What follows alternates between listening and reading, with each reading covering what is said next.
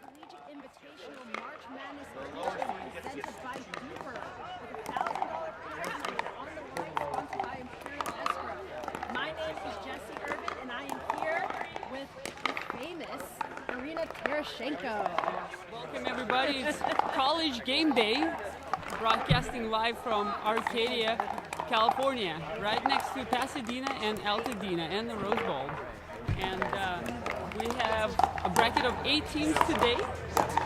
We have local pros. We have 2 teams from LMU, UCI, UC Irvine, USC, Fresno State Bulldogs, UCLA, and UCSB. And our first match that we will be showing you guys will be UC Irvine versus USC. The tournament ball we are using is the Vulcan V Pro Flight. Each team match that you guys will be seeing today will be the new MLP 2025 format. And quickly, just to kind of go over what that looks like, we'll have regular side-out scoring to 11, win by 2 for doubles, rally scoring to 21 for Dream Breakers. The game-winning point must be 1 on your serve and 1 timeout per game. Switch sides at 6 for doubles and at 11 for the Dream Breaker. Teams will submit their lineup for mixed and singles prior to each match. Women's doubles is the first match. Home team receives serve and the visitor chooses side. These matches don't have a ref, so we're going to make sure that these players will say the score out loudly for you guys. And yeah, I think that covers about a lot of it. Irina? Oh yeah, Jessie loves rules, and I hope you guys were writing it down, but we're already watching women's doubles action. So we have serving right now for UC Irvine. We have Elise and Melody, and then just side out by USC, and we have Sammy and Lily. It's still 0-0-1.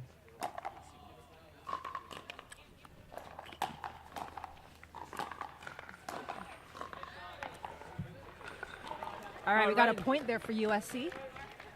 Yeah, so this is the new format for Major League Pickleball this year, and it's kind of trickling down to Collegiate Pickleball as well.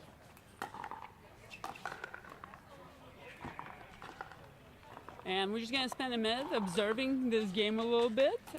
You know, this is a California showdown. All the schools are kind of local, and pickleball has been booming in this state. Super excited to see nice shot there representatives from USC.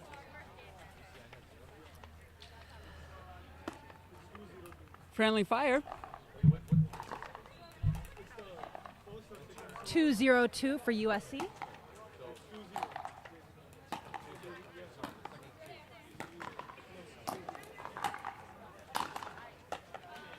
Nice strong overhead from UC Irvine, getting the side out. They will be serving at 0-2-1. And again, as we said, for 2025, MLP will be going to instead of rally scoring, we'll be going to a regular kind of traditional pickleball scoring, playing 1 game to 11. So you will also see this for regular MLP matches as well.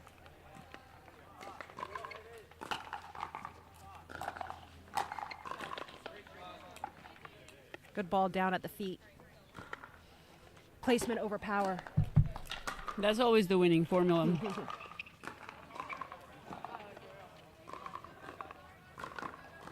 All right, 1-2-2. Good serve. Tying up the game. We're playing at the newly resurfaced courts at the Piccadilly.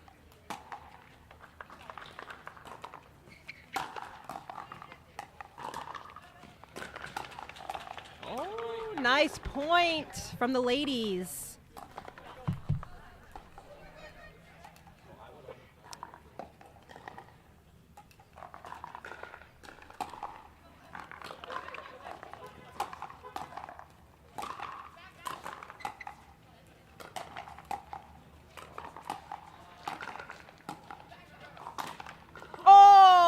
Net cord. Lucky net cord. Team communication looks pretty good so far. Yeah.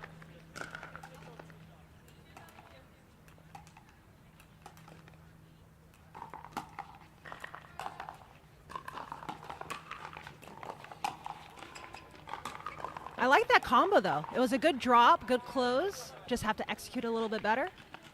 Yeah, aggressive poach on the back end. I think it was basically a win for USC, even though they didn't get to score a point.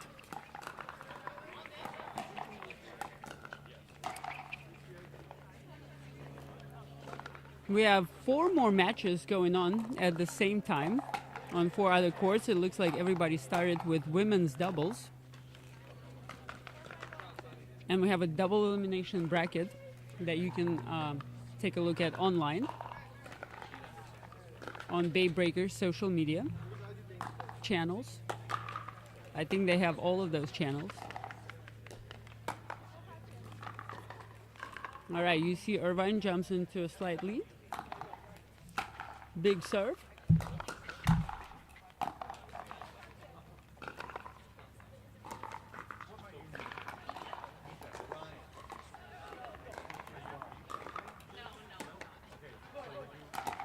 Two, 4-1.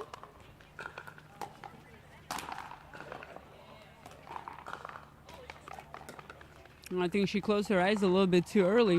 What do you tell a player like this when you kind of had a shot in your pocket but you just happen to miss it? Usually I'll say keep my eye on the ball a little bit longer, you know, big targets. I think sometimes what happens is when players miss those easy shots, it's because they get too excited. They're trying to end the point right away off of that shot instead of just, you know, playing smart. That was a pro tip.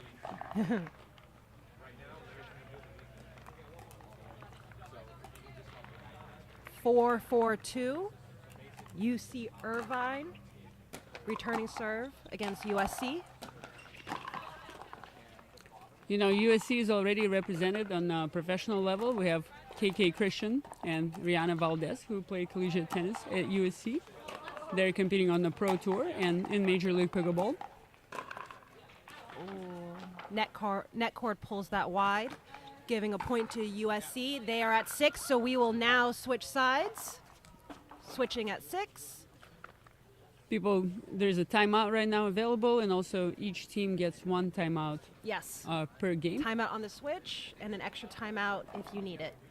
So as we have this timeout, we're going to go ahead and talk about one of the sponsors, which is DUPR, presenting the sponsor of this March Madness event. The Dynamic Universal Pickleball Rating is a global rating system for pickleball players of all levels. It's considered by some of the most accurate and inclusive rating system for the sport. Hey, your DUPR just went up after this beautiful announcement. Yes, it did. Way to go, Jessie. Thank you.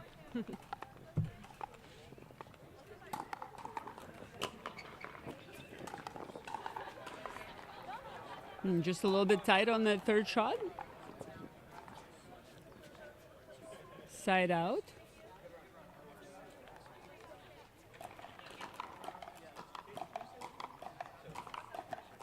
4-7-1. We have UC Irvine serving to USC. Women's doubles first. 1 game to 11. Regular scoring. Nice ball right down the middle from USC. She kept her eyes open a little bit longer and went over into a big target, just like Jessie advised earlier.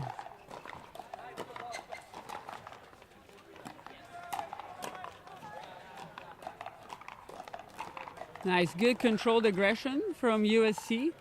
It looks like we have our USC women stacking a little bit on the serve. There's a lot of strategic benefits to the stacking, Oh, depending on who you want where on the right side or left side. So they've decided they want, certain players on certain sides of the court. I think they want Sammy on the left.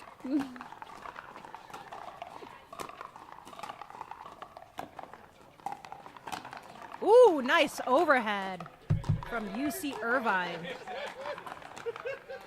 Taking the side out.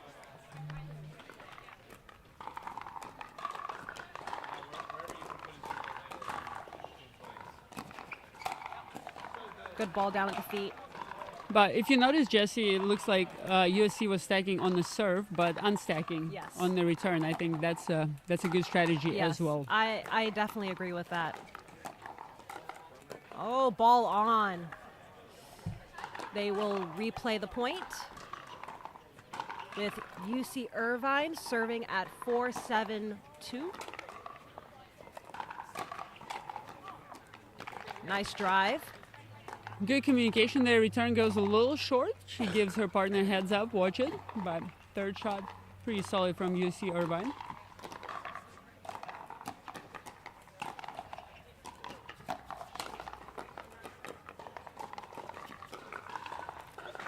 Oh! I think she might have taken her eye off the ball on that one a little bit. We call it sick tricks. It almost was. It was very close. USC serving at 7-5-1.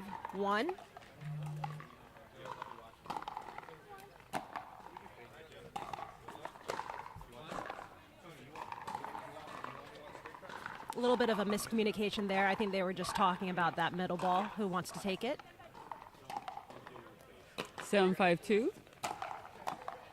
Good. Oh, nice shot.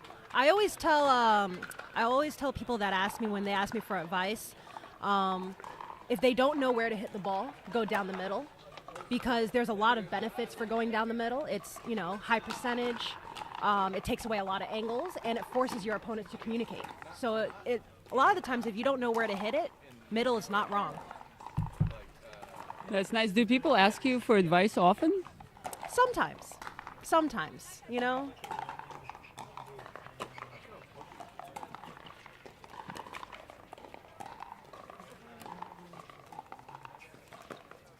It's our first dink rally of the match. Oh, Ooh. and a nice speed up out of the air right down the middle from USC, giving them another point. Could be a game point. 10-5-2, you are correct, Arena. Perfect drop. Shake and bake. Ooh. Ooh. It was there. She just needed to be a little bit closer. I think she was a little late to recognize how good her partner's drop was. You think? Just a little bit.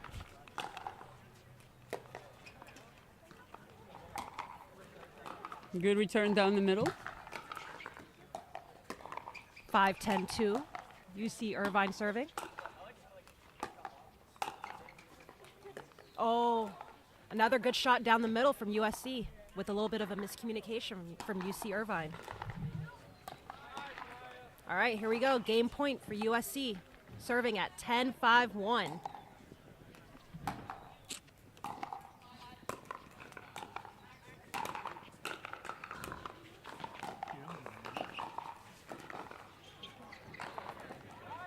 Nice point there from UC Irvine. Nerves of steel, saving match point after match point. Yep. But USC still ahead. All right, here we go. Got a side out. I think that is 4 game points saved for UC Irvine. Let's see if they can get a couple points here on the board. Get it closer game. I would take an offensive timeout here. Ooh.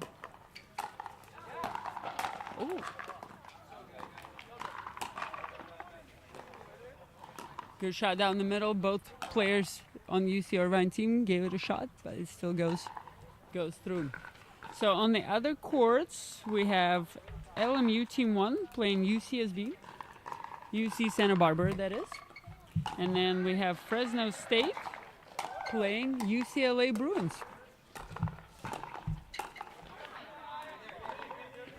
All right, UC Irvine getting a point on the board here. 6-10-2. Short return, shake and bake. Ooh. They were a little uncertain if that ball was going out. Sometimes it's hard to tell. Ooh, I see Fresno State letting out balls go like Jesse Irvin without looking. Fresno State, that is your team right there, Arena. I know. Have you been training them well? They've been training me. As long as somebody's training. Yeah. And there we have it. That is the game, a missed return, giving USC women the first game of this match. 11-6, I believe, is the score. We will now have our men's doubles come on out. They will also be playing 1-11. For UC Irvine, we have Sean and Chris. And for USC men, we have Luke and Brian. All right, now Jesse, explain, why is it UC Irvine, but why and Jesse Irvin? Irvin? So it looks the same. It's spelled the same to me. It is spelled the same, yes, yes. So from what I understand, based on what my parents have told me, my particular name from my family comes from an Irish descent. So the way they, because of their accent, don't laugh, keep it together, Arena. Because of their accent, it sounds like Irvin, not Irvine. So it's the Irish accent? It's the Irish accent. Hey, I got a lot of mixes in me. And apparently that happens to be one of them from somewhere deep down the family line. Yeah, well, and that's why you were doing like Irish dancing back in the day. Oh too, yeah, oh absolutely. I loved, river dance. I loved it. Yeah. Let's talk about one the of our sponsors after other, this. Yeah. yeah. Let's talk about one of our other sponsors here. We thank all of them, by the way. Yes, we want to thank all of our sponsors for making this event possible here. And also, I want to bring up really quickly that there will be the 4th annual Collegiate National Championship DUPR event on April 11th to the 13th in Atlanta, Georgia at the Lifetime Peachtree Corners. Premier venue. Yes, probably one of my favorite. I think all the Lifetime facilities are amazing venues for pickleball. And we'll have 64 schools, 600 expected players. You'll see USC, UCLA, Fresno State, LMU, SDSU. They've all earned a bid to go. And $30,000 in scholarship money is given out at nationals. That is awesome. Yeah, this is definitely. I actually went to the event at the PPA Dallas Nationals, and I went and I watched their DUPR collegiate event, and it was some of the most fun and amazing and exciting matches I've seen. And I was really happy to see like pickleball kind of trickling down into colleges, because I think like all these players, they're so passionate. And they just love being part of a team, and you can see that energy and excitement on the court. And seeing that brought to pickleball is just so great for the sport. So. Yeah, absolutely. And just a reminder, the way Collegiate Pickleball works, these are student-run organizations, so you have to have one of the students on campus start a club, file all this paperwork. They have to have a faculty representative that works with them, and then they have to like file taxes, raise money, and do a lot of things. So that basically tells me that these players love pickleball. Yes. They're putting in all the time and effort to get this done. So just to play, absolutely. Just to play, yes. So absolutely. We love seeing it. Right now we've got our men's doubles warming up.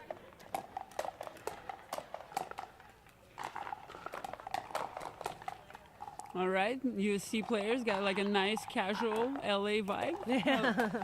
I like it. I would also like to take this time to thank one of our sponsors, Pickleball Drop Shop, the proud sponsor of March Madness.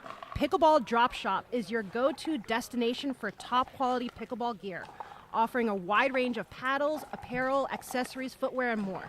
Whether you're a beginner or an experienced player, they provide everything you need to enhance your game from all the top trusted brands. With free delivery on orders over $100 and expert customer service, Pickleball Drop Shop makes shopping for pickleball products simple, convenient, and affordable. That's where you got to go. Get your pickleball. Hey, all I can say, watch out, Dave Fleming. All of your pickleball accessories. Jesse Irvin's coming for you. All right, here we go. We've got men's doubles on the way. Ooh. With USC off to their first point, 1-0-2 against UC Irvine.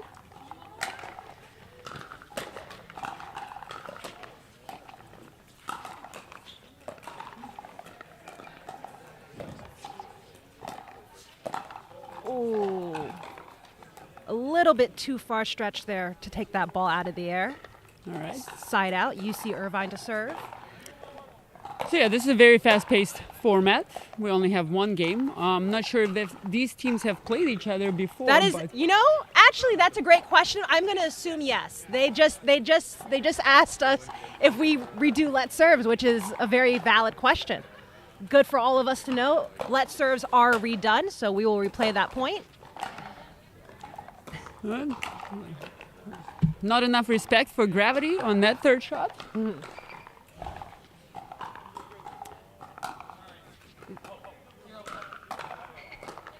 Good catch there, 0-1-2. Oh. I know his teammate was willing to take down that point for that third shot. Yes, 0-1-2, UC Irvine serving to USC.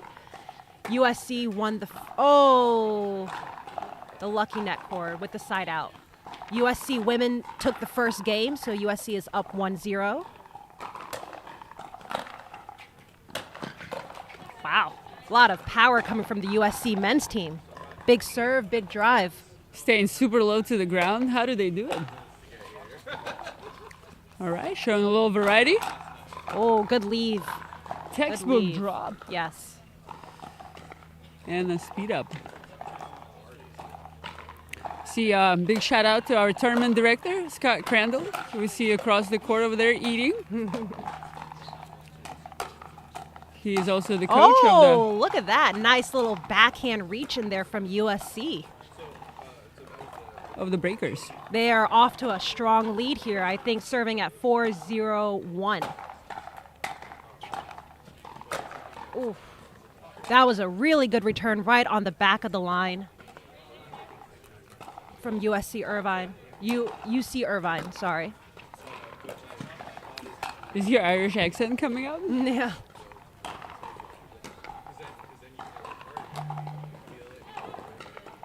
Much needed side out. No timeouts taken by any teams yet.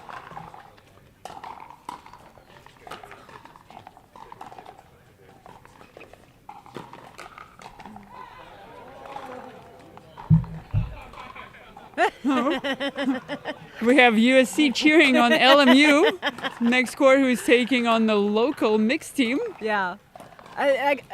When I watched the Collegiate event in Dallas, that was one thing I noticed, like as competitive as all of these. How wide?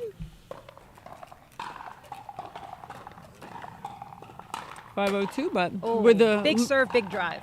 With the lead this big, they can afford. I like it. Also, it's not rally scoring, so you're not going to lose a point for missing that serve. Correct. So I think, especially with the lead and regular, net core bag. I think it's good to go for your serves in this format.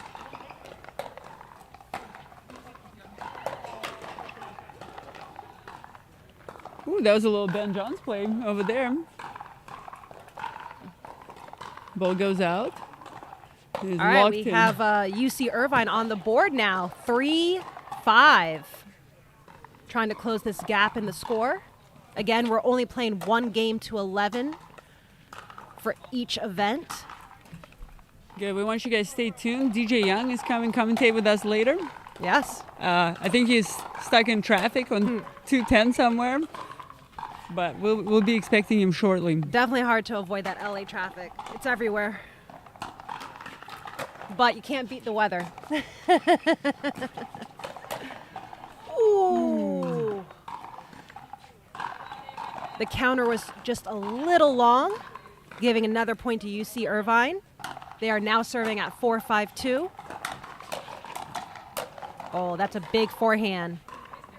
Big forehand from USC. Yeah, they walk back very confidently right there. 5-4.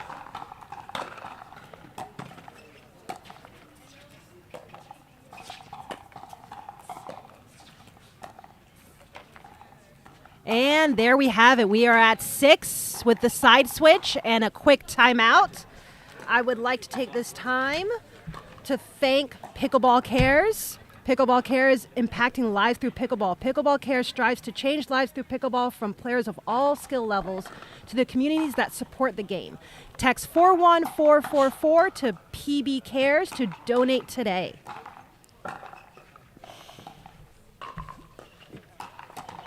All right. I haven't seen anybody take a timeout or a hydration break. It's not too hot yet. No. It's actually really perfect kind of California weather right now.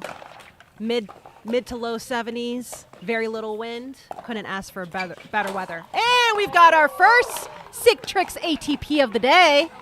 By USC, was that Yeah. Luke or Brian? We'll find out later. I'm gonna get his autograph. I think that was Luke. I think Luke hit the ATP. And he hit it pretty hard too. He is smiling and is very pleased with himself. Yes, Followed up by a solid drop. as he should be. And another point for USC. They are making this gap a little bit bigger here. They are serving at 10-4. And, oh, not 10-4. Sorry. It was 8-4, now it's 8-4. 9. I got you. That one. Yeah, I think USC team was actually like playing their roles really well. Yes. Player on the left is a little bit more aggressive. Either Luke or Brian. Jesse thinks it's Luke. Oh, nice speed up there from Luke. And then Brian or Luke on the right. Just playing nice and steady, resetting, hitting their thirds pretty low. Match point now. Oh, got a little excited. Pulled off that drive a little too quickly. Didn't stay down and stay with it. I know he decided to experiment. Back to the plan. Here's a drop. And one more. Oh, that was a nice speed up from UC Irvine. Drop the wrist. Ishan. Yes. Yes. 4-10-1. UC Irvine serving to USC. Ooh. Was the ball going out? Yes. Did he get out of the way? No. Was it going to go over the fence? No, it was not going to go over the All fence, right. but it was going to go out. Sometimes though, sometimes it's very hard to get out of the way of shots though. Quick side out there. Now we have USC serving again. Game point at 10-4-1.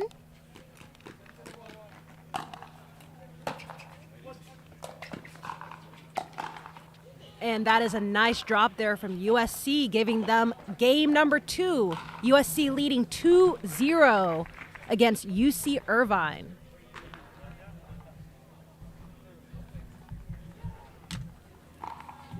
All right, we will now be going into our third game, first game of mixed doubles, with USC up 2-0. Jeff is texting us. Hey, we'll be right back. Let us read this text.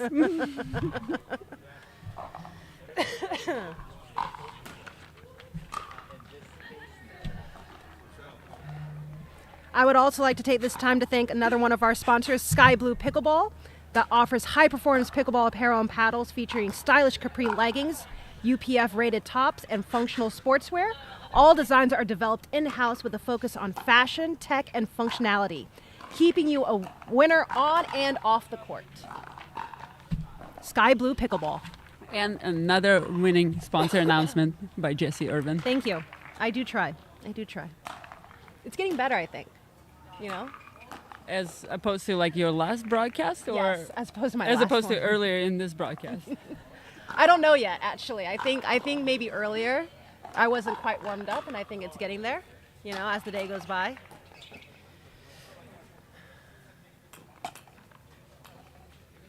All right, we will have our third game here, first of mixed. They're going to start warming up.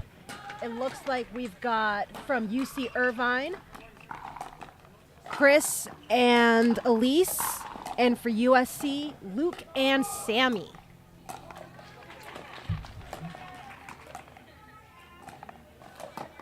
All right, USC is up 2-0, so the pressure is on UC Irvine. The match will be played regardless, right? Even if the score is 3-0, we're going to play Yes, exactly. the second mixed match. But So UC Irvine would like to win this game to keep it close. But if USC wins this and they're up 3-0, we will play that fourth game, but they will win the whole match. And it will put them into the next round. double elimination bracket. Good, Larry.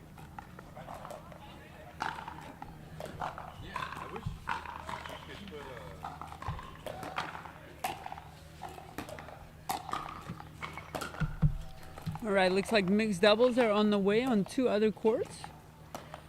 Fresno State and Bruins are in the mixed. And the local team.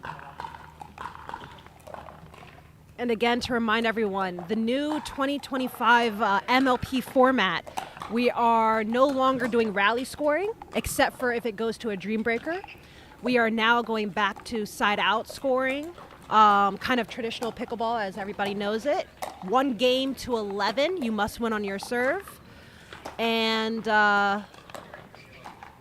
it'll be interesting to see also kind of like at the pro level for MLP, how if this changes any of like the kind of results you've seen in the past, like team dynamics, now that there's no longer rally scoring. I think there was a lot of players and teams that their game styles really suited rally scoring. So it'll be interesting to see kind of those adjustments and see if anything changes.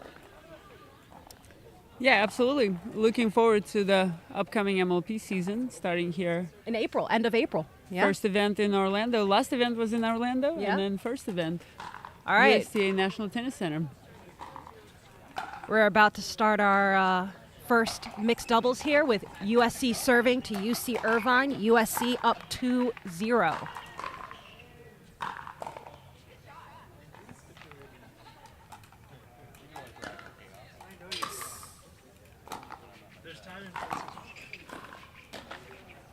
And a miss return from UC Irvine. 1-0-2.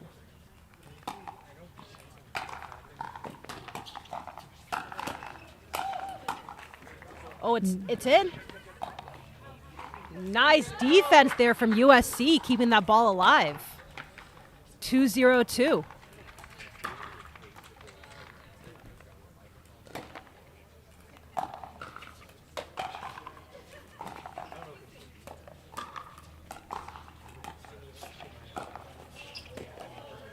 Nice.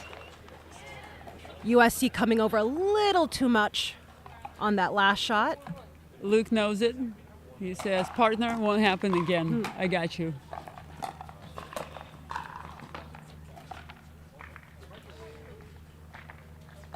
All right, nice shot there. Big difference was this was an offensive position for USC. Yes. Here's DJ. Ooh. He actually had to, the traffic was so bad he had to take a helicopter to get here. But he is in the house. Quick side out there. USC serving again at 2-0-1. Wow. I So- like Luke. Yeah. My Choices favorite were player. made, and hey, it worked. I think I would have probably just tried to hit as hard as I could. Overhead just straight down, but he chose for the sick tricks. Little side out drop shot. Did he just try to go for the ATP? He tried to go for another ATP and just clipped the outer edge of the That net. post, yes. Luke is here for the sick tricks. Yes. Arena likes it. Yeah, he's here for the people. Yeah. Oh. Oh.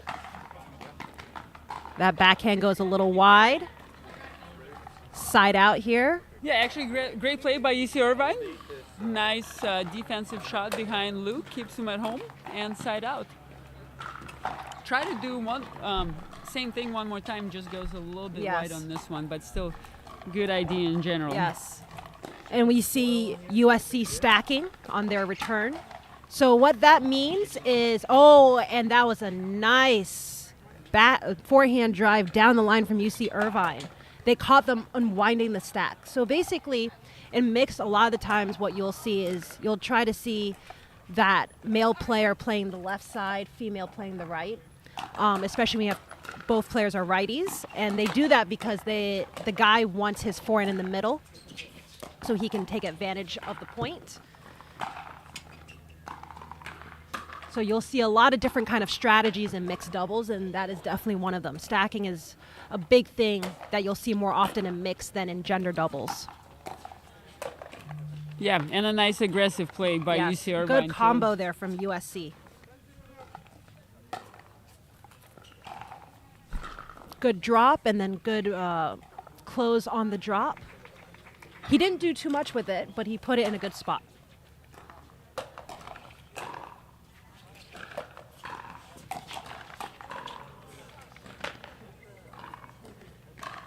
Second serve here for USC. Serving at 4-1-2.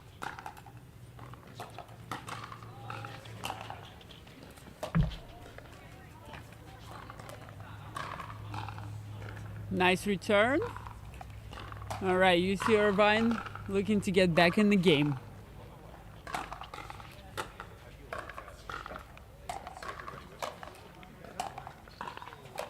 Nice.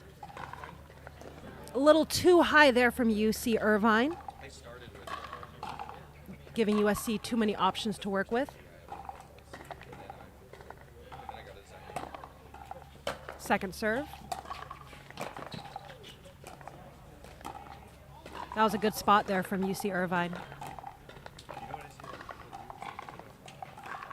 2-4 on the 2.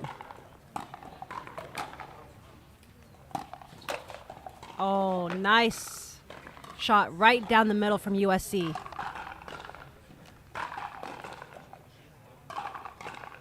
Four, 2-1.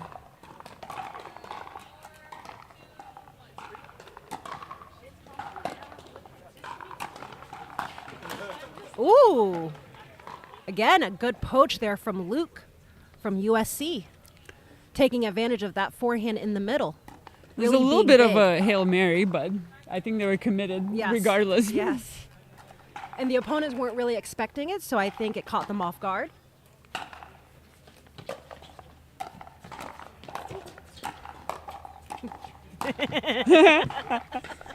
And we've got another sick trick from Luke. I know Luke came over With and the commentated with us for a second. Yes.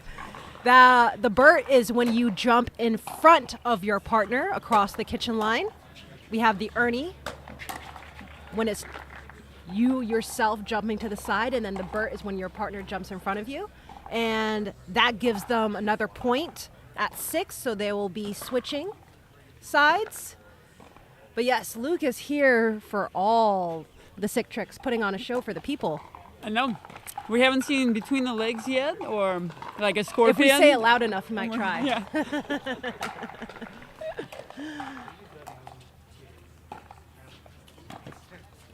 That was a really good dink from UC Irvine. Very aggressive forehand roll. Good footwork there. Giving them the side out. Sammy playing like a rock. Nice drive again. That's the second time I've seen her do that. She's hit that forehand drive kind of down the line to the guy's backhand, which especially in mix, if you notice that the guy is trying to come over to cover the middle very hard, going behind him is always a good strategic play. So very good for her to recognize that. Oh, side out. Yeah, and she wasn't aiming for the line. Like her goal wasn't Actually, to yes. get away from the guy, just kind of toward the backhand, and then it will be easier to hit the next ball cross court. Basic geometry.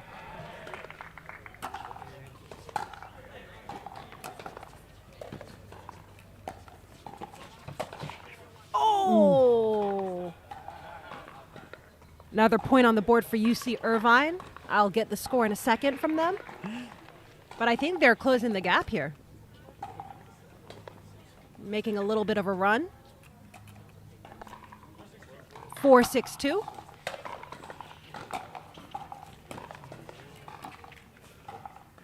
And a side out. So now we have USC serving at 6-4-1. This is game number 3. They are playing to 11. Side out scoring.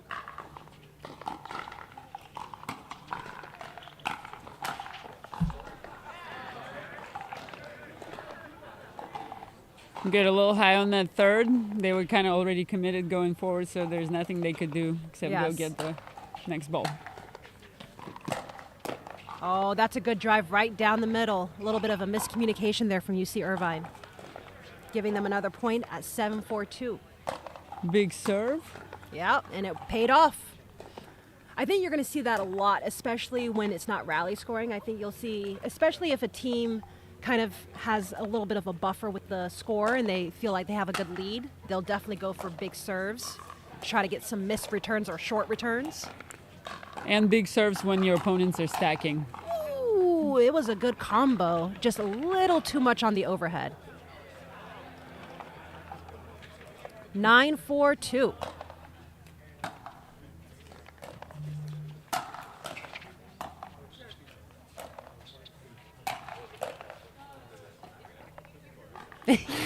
I was gonna say the same thing as Luke's partner. Like, are you just practicing? Are you just, yes. He likes the thrill. Yes.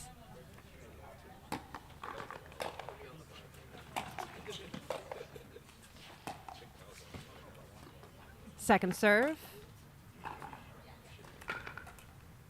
4-9-2.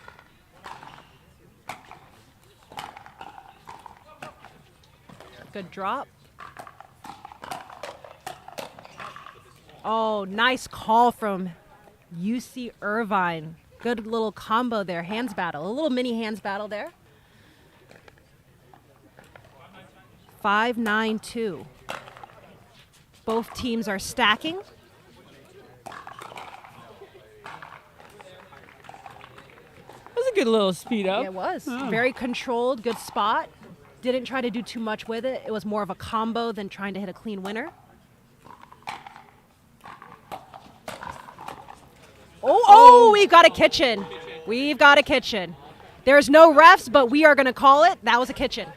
We're calling it for you. You're welcome. Kitchen. We are calling it. Yes, we saw it. Luke was going to admit it. We all saw it. There's no refs, but we all saw it. He was almost flat in the kitchen there. Oh, miscommunication. But the UC Irvine definitely closed the gap there. Now serving at 9-7-1. Ooh. Good drive. Good serve drive combo there from USC. Big serve, big drive. And miss return gives USC game all day, every day. Wherever you are in your pickleball journey, the Hub is right place for you. Let's play at the Hub, Alameda. Wow. Well, and the Hub San Diego is the home of SoCal Hard Eights. That's my team. And I played at all the Hubs. There's one more in San Jose, Silicon Valley. Actually, there's another one in Jacksonville, Florida. I haven't played in that one. Is there really? Yeah, but you've been to Alameda. That one is pretty sweet. Yes, that one's really nice. Yeah. That one's really nice. We had an event with Jeremy Lin there, and it was... I was also commentating for that event. Yeah. You're the most requested commentator in California, I think, by far.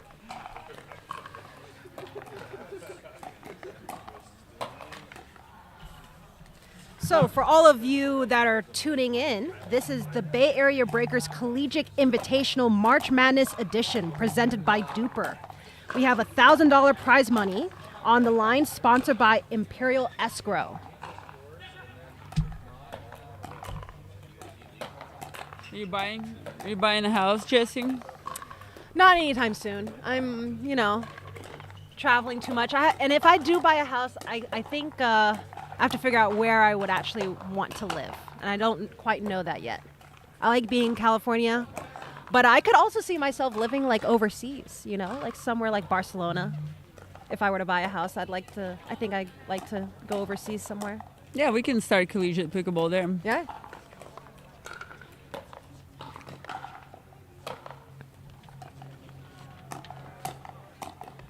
All right, We have so our far. players warming up for this fourth event of UC Irvine versus USC. USC leading 3-0.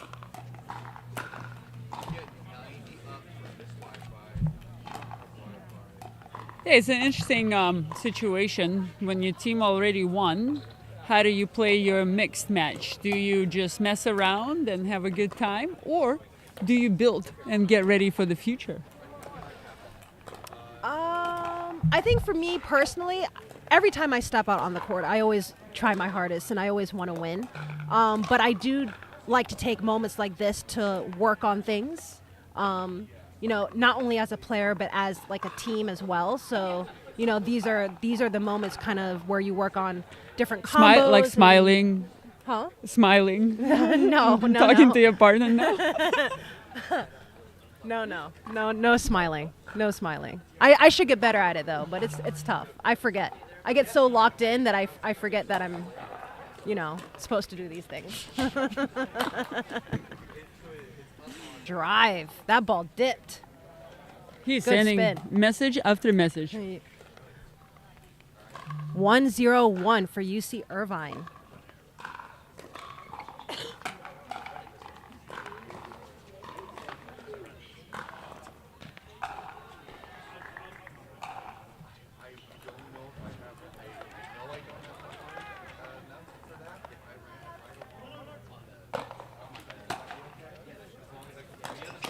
Big serve, big drive from UC Irvine. Leading 2-0-2 in this fourth game.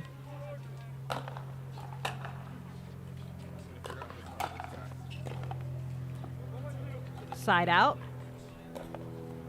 USC to serve. 0-2-1.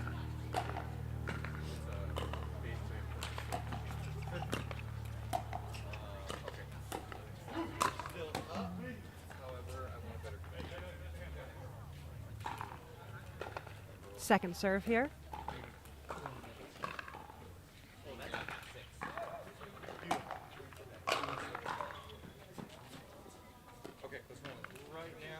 Good, a little bit rushed on that return. Yes.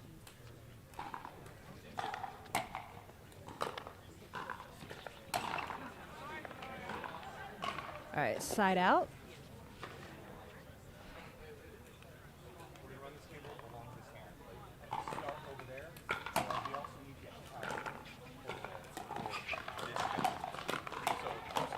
Ooh, nice combo there from UC Irvine. Good hands. I know Melody setting the pace and then Ishan closing in. That's a good leave. Definitely a crucial thing as a player is to knowing when to let out balls go. It's something that it's one of those things that is like acquired data. It's hard to like just know right away, but as you play longer and kind of get a feel for pace and height, then it starts becoming a little bit more clear which ones you let go. Yeah, and people underestimate the importance of practicing letting the out balls go at home, like in Yes. front of the mirror, you know? In front of the mirror. Yeah, like dropping your left shoulder, your right shoulder, full Oh. matrix. Net cord help there for UC Irvine. I don't think I've ever practiced it in the mirror. I just had partners yelling at me, out. And then eventually I heard enough outs to know, yep, you're correct. That ball was definitely going out. No, I remember, I think you played with like Lindsay Newman Yes, for a year or I two. loved it. And I after loved that, it. you became an expert. Yes, it is the reason why I was able to let out balls go. It really did help. All right, here we go. Side out. USC to serve.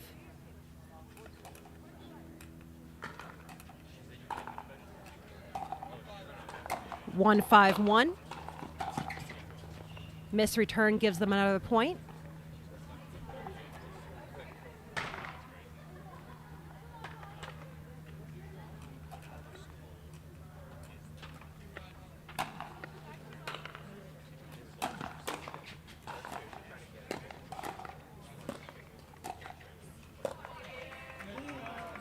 A little bit too much there from the middle of the court. We haven't seen much dinking. But it is easier to come in and play tennis in this sport now. Yes. Like we have another court playing with wooden paddles right now. Yes. There is actually a wooden paddle tournament, local tournament here tomorrow. So they're getting a little bit of practice in with wooden paddles. I think PPA also might be holding a wooden paddle tournament later in the year. And so I'd that'll like be to interesting to see. Yeah, I'd like to formally request a wild card. UC Irvine rushing that drive a little bit. 5-4-2.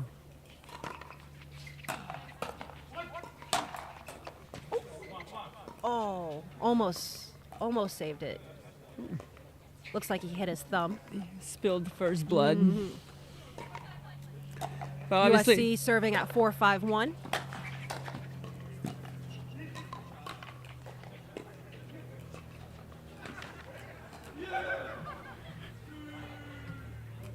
Four, 5-2.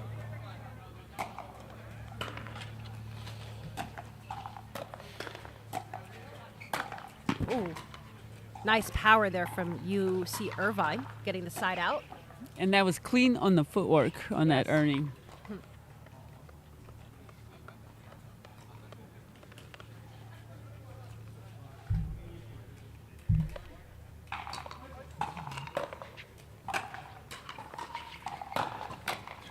Another good drive there from Ashan. And they will be switching sides at 6-4-1 for UC Irvine in this game number 4.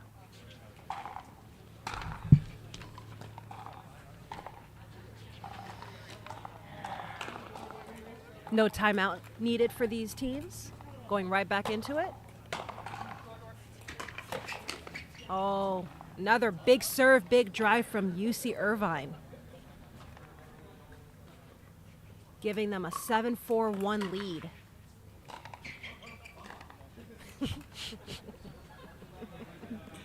Luke is having a great time. He's also cheering on his teammates Yes. while playing with the wooden paddle. Another big serve.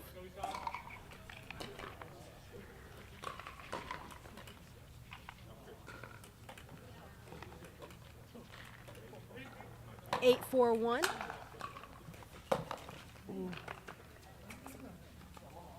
A little bit more knee bend there on that drive to get under the ball. Like I would say about 12 degrees more, to be specific, yeah. Yeah.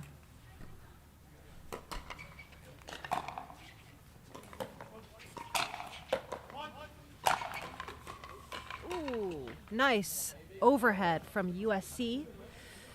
Giving them the side out here. Let's see if they can close the gap and get a few more points.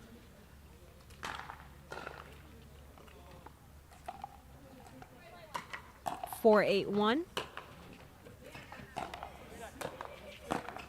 Nice reset. Yeah. Boom. Nice reach and flick there from USC. That was definitely good work from USC getting to that kitchen line. Yes, Lily is transitioning perfectly. Good third. That was a pretty fast, deep return. Yeah. And she stayed low, adjusted, just made sure ball stays over the net. 6-8-1. And that is a missed overhead. This would be time where I would have called a timeout. You've lost 3 points pretty quickly. Wasn't long points, happened fast. This is when you would like to call a timeout just to, reset. Oh, missed return. And the benefit of a team event is that your teammates who are not playing could call a timeout, Yes. unless they're busy on another court. Like Luke. Oh, all right. Tied game here at 8-8-2. USC making a comeback here. A nice little run. All right, they're determined to get a 4-0 result here.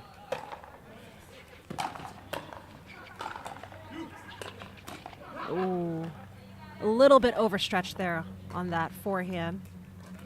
All right, we're at 8-8-1, a tied game.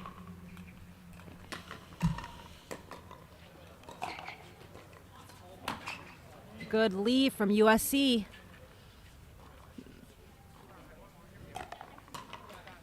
That drive was a little too hard and a little too high.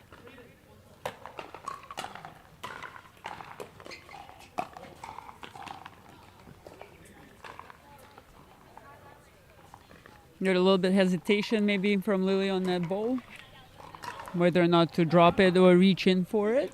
9-8. Big serve giving UC Irvine a game point here at 10-8-2.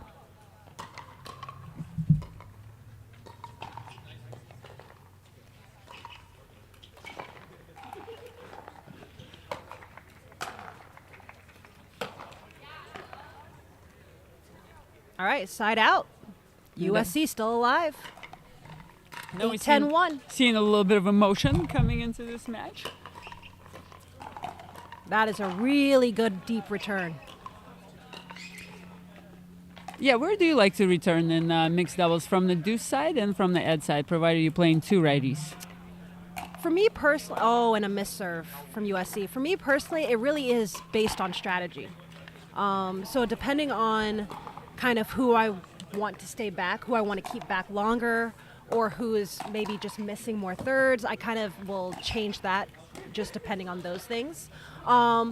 If I don't know yet, then again, I will kind of return middle just to take away angles, force them both to stay back longer, and then force them to communicate.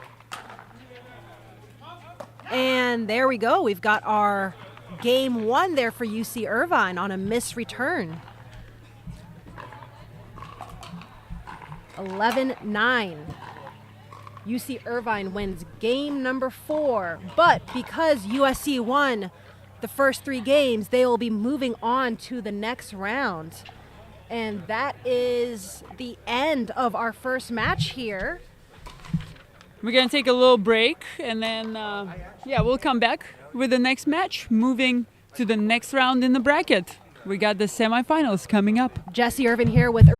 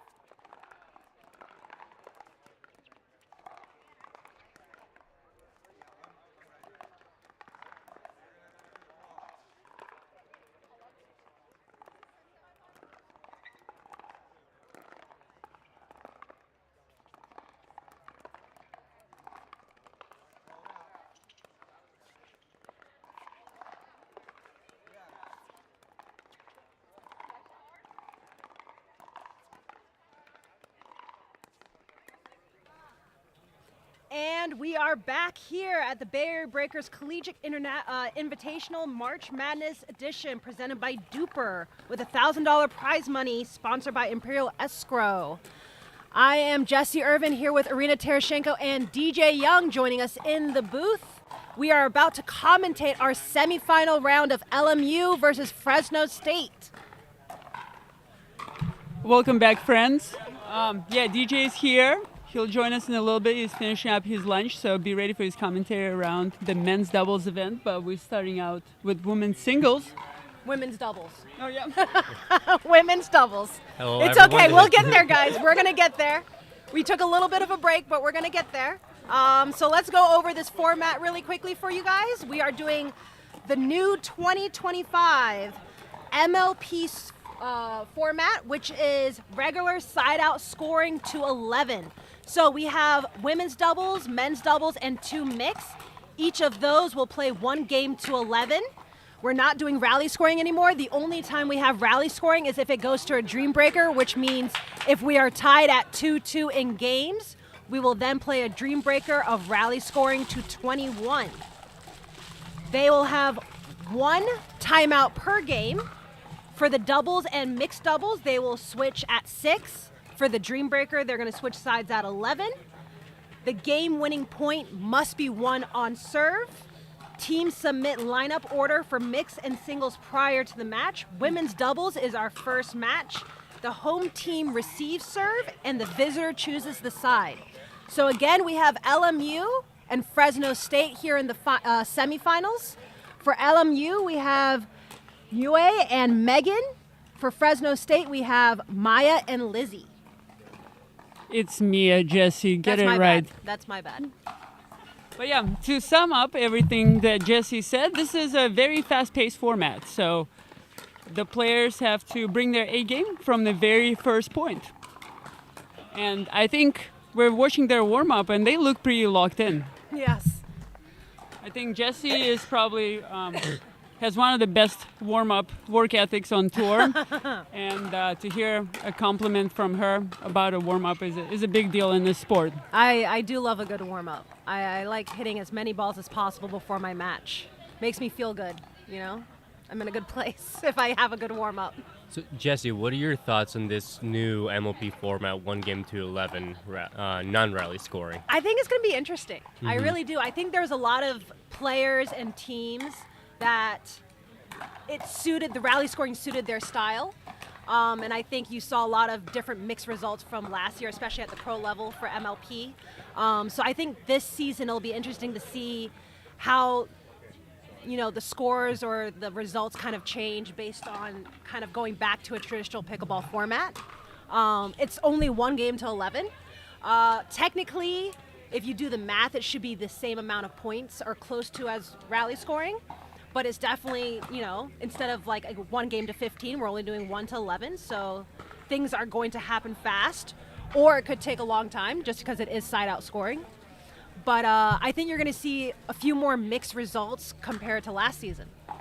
Interesting, because to me, it'll be very interesting to see just because of the fact that when we practice, every single game we ever play is 1 to 11, right? We don't practice 1 to 15. We don't practice rally scoring 25, unless last year when we were playing, right before the event. But I think you're going to see a lot of upsets, and I think you're going to see a lot of very fast pace. I think everyone's going to start very fast and a lot of drives and see what can they get away with. And then as the game progresses, and now it's like 6-6, then everyone's going to be like, okay, I'm going to try to never miss. Yes. So we'll see. It'll be interesting. Yeah. Even like in the match earlier today, we saw a couple guys, big serve, big drives, just going for it. And again, there is kind of like the idea of, well, you're not going to lose a point, off of a big serve. Yeah, exactly. Right? So I feel like you definitely should be going for more shots on your serve. So, all right, here we go. Women's starting. Just out. And you can also now, get used to serving again multiple times in a row by winning points instead of having to switch off. So that's huge right there too for the big servers in the game. All right, we got a side out here with LMU serving at 0-1-1.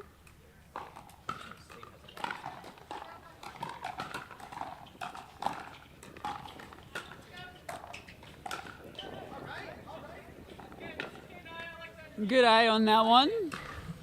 The fourth shot went a little bit high. Just a little bit more snap on the overhead from LMU. Oh, that was actually a sneaky good serve. Stayed low, a little soft, a little low. Had to move up on it.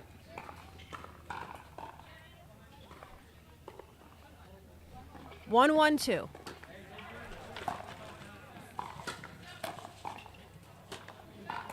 Nice. That was a Very very good pickup on that fifth shot from LMU. It's amazing. Good things can happen when you can keep the ball low consistently. Absolutely.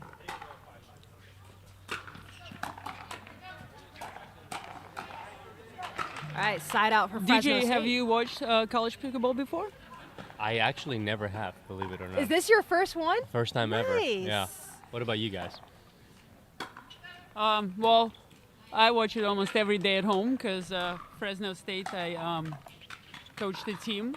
And then I watched collegiate events during PPA tournaments in Virginia Beach and some other events. I think Jesse's seen a couple of college events at the PPA as well. Yes, so I saw the big DUPR collegiate event at the PPA Dallas Nationals. They had their main event there, and I watched a lot of the college teams compete, and that was a fun event to watch. Gabe Tardio's brother, Andres, plays for FU, so I was helping and coaching a little bit for them during that event, so that was fun watching them play. Funny enough, I used to coach high school tennis, varsity tennis, and one of the girls I used to coach actually now plays pickleball, and she was at that event playing for her college team, so that was pretty fun to see as well. So from your experience, are there any teams that really stand out to you that are just overall stronger than any other teams, or? Yeah, so at that particular event, Utah ended up winning the whole thing, and Okay. they had a very strong team, very strong. I think there's a few Florida teams as well that are very good, pretty stacked. But I think for me, I just like seeing that it's in colleges and it's starting to trickle down into schools and stuff like that, because I think that's exactly what we need to grow the sport. That's a great shot. Yeah, that was a great point. So I think just having it in schools and, getting kind of that younger age group to play, I think it's just great for the sport. Yeah, absolutely. Good eye from LMU. I think the score is 2-4 on the 2. You are correct.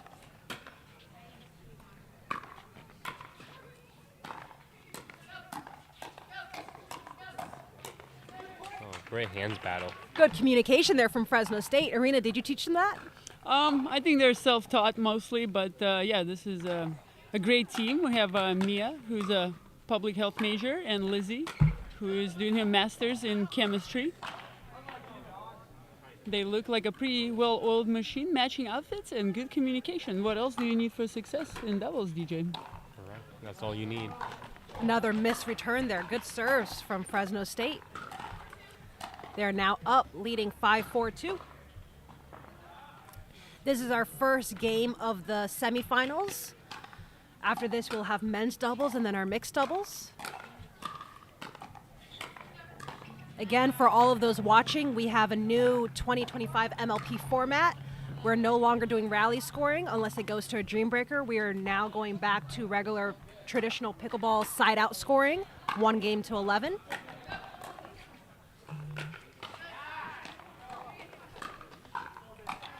This is our semifinal match for this Collegiate Invitational March Madness edition.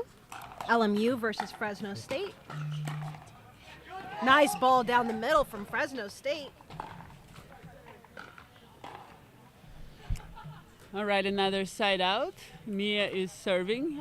Mia also is part of the tennis club, wheelchair tennis club, and she's an excellent coach, helping with tennis and pickleball camps for Fresno Unified School District that we do here at Fresno. So college pickleball is more just a sport. It's an opportunity for students to be leaders in their community, mentor young kids, and get practice practice some life skills, like doing taxes, what a club president has to do as well at the end of the year. Did you know that, DJ? I do now. All right, these teams have switched at 6, with Fresno State in the lead against LMU.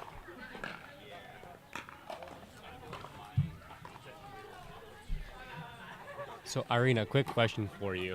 As the head coach of the college team, what do some of the practices look like for your kids? Well, we try to meet a few times a week, and practice is usually kind of a combination of social activities, drills, some games, and then sometimes if we know that the travel team has an event coming up, they're going to get dialed in a little bit more and practice with players who are traveling. We might recruit some local legends to challenge them, or we might have some tennis players who come in and play against them. So. Yeah, we try to cover all aspects of the sport, but also give an opportunity to new students who are new to the sport be able to learn the game and stay involved in the club. Very nice.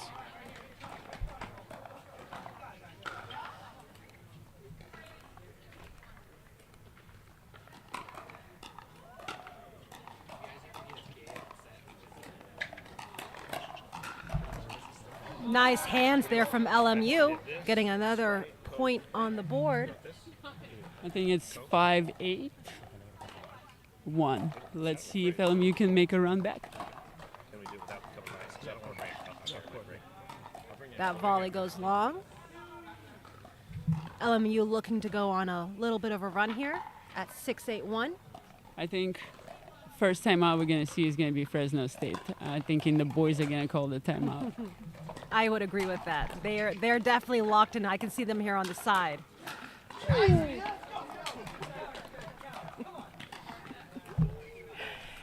Irina, your team is locked in here. They're pumped. They're into it. They watch a lot of Major League Pickleball. That's another thing we do at practices. We just watch Major League Pickleball matches, and they cheer, unfortunately, for you for SoCal Hard Eights, but they will cheer for the Breakers too.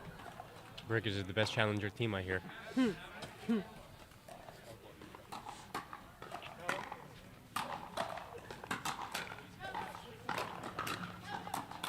Oh, that's amazing. Good hands from LMU. Fresno State had an overhead, and she just held her ground and just blocked that volley back. That was a point of the day. Can we That get a definitely replay, was. please?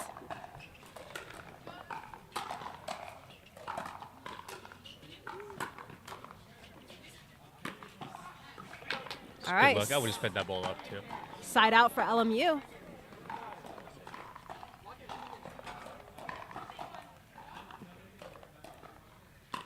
We have 6-8-1. A little miscommunication there in the middle, giving LMU another point. So for the viewers out there, as we had a miscommunication in the middle there, what is kind of like the thumb rule that you guys go to figure out who takes that middle ball? Because I feel like everyone has a slightly different opinion on that. First of all, I called it. First time out of the day, Fresno There you State, go. but Yes. gives Jesse a chance to unpack this Oh, question no. for us. So I think it definitely depends on where the ball is coming from. I think it depends on communication kind of beforehand with your partner on certain shots, like what you're comfortable with, kind of the advantages and disadvantages of who should take that middle ball.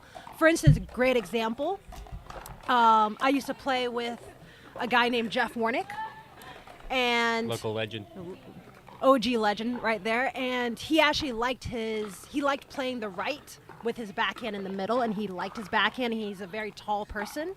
So there were a lot of times when ideally you would think I should take it as a forehand, but he would want to take that as a backhand, and he could do a lot more with it. So I think it just depends on kind of like partner communication beforehand and just player strengths. But and there's a lot of players nowadays where they're kind of like becoming more right side players, like a a Gabe Tardio or a Hayden Patrickson where they can do a lot from the right side with their backhand in the middle. Yeah. So I think, you just have to be on the same page. And I don't think it's so much kind of black and white as, the left side player always has to take that ball in the middle. I think it just depends. It's always evolving. It's very fluid, and it's just one of those things you got to kind of talk with your partner about. Very good. I couldn't agree more. I'm glad you agree. Otherwise, we'd have to debate about it for like an hour. Oh no. Meanwhile, LMU sneaks away a win. Yeah. 11-8. Would you call that an upset, Arena? I'm not sure. I haven't looked at the DUPR rankings before. I would say based on the reactions of both teams, they would consider that an upset. Based on the reactions, the LMU boys are extremely surprised and happy. And Aiden Schenk disagrees. And the Fresno State boys are a little, now they feel the pressure. They've got to come back. They got to win this for their team to tie it up. Because LMU now leads 1-0 going into this men's doubles. And in men's doubles, we have the battle of club presidents. We have Nicholas for Fresno State versus Nicholas and Will for Fresno State, and then we have Aiden and Derek for LMU. And Derek is the club president for LMU.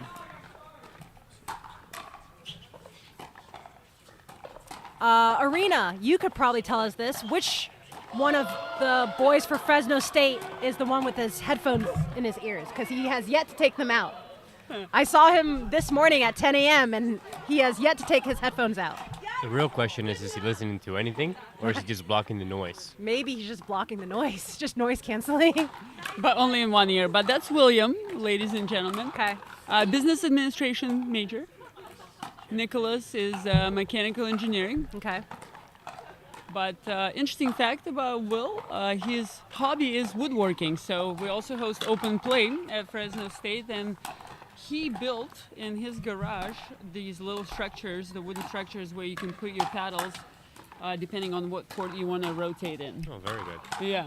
Very handsy. Crafty. Yeah. Crafty guy. Nice. I'd like to take this time to announce to everyone that we're going to have our 4th annual Collegiate National Championship, April 11th to the 13th in Atlanta, Georgia at the Lifetime facility in Peachtree Corners. 64 schools and 600 expected players to be there. We'll have some California teams of USC, UCLA, Fresno State, LMU, and SDSU. They've all earned their bid to go. And there will be $30,000 in scholarship money given out at this national event. So that should be exciting to watch. DUPR presented by. Absolutely. Big event and in one of the best facilities, Lifetime Atlanta. I do love when PP and MLP go to Lifetimes, personally. Yes. Those are the best Lifetimes events, in my are, opinion. yes, I think they're probably some of the best facilities for pickleball.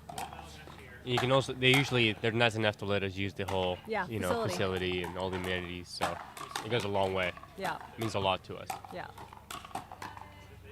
And Lifetime is starting to add more pickleball courts to their. I was recently in Florida, and I was drilling with Ben and Gabe, and we were drilling at the Lifetime facility in Boca, and that one is also very nice. And they just added some pickleball courts there as well. Ooh! Headshot. For all those watching. Aiden did a good job of getting out of the way of that one. Yeah, Aiden is a freshman at LMU, also studying business. And then he plays here at the court sometimes too, at the Piccadilly.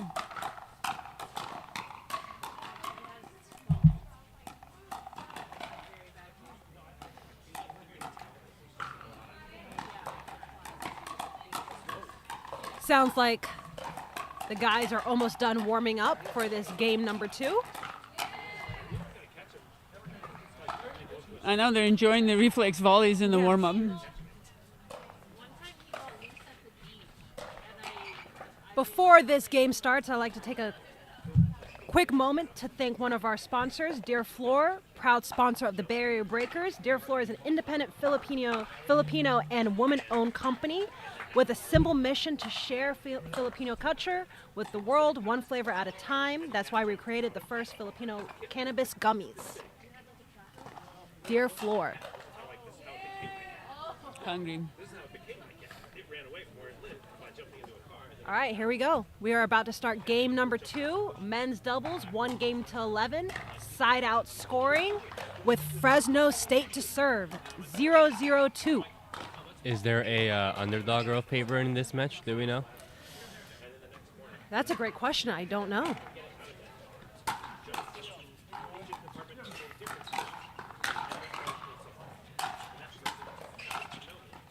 Ooh, what an exciting first point.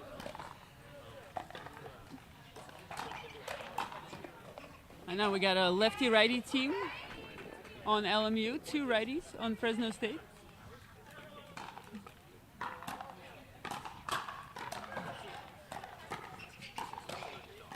Oh, good volley there from Fresno State.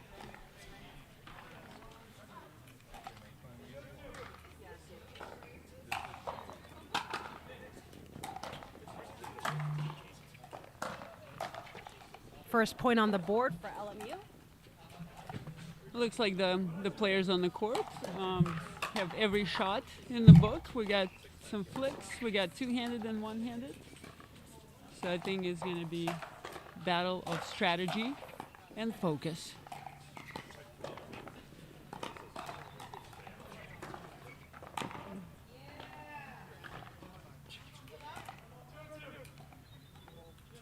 LMU serving 2-0-2 to Fresno State. LMU women took the first game, so they're leading 1-0 in this match.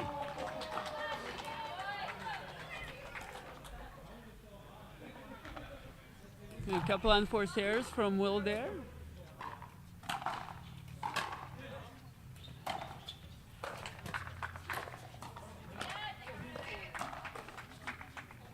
LMU with an early lead.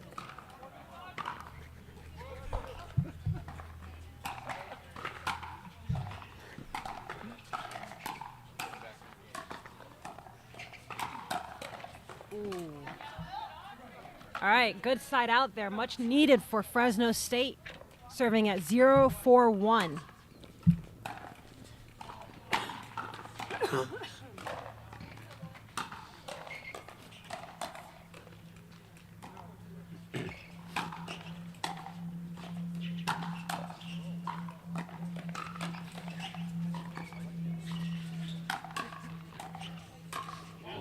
Very good hands, though.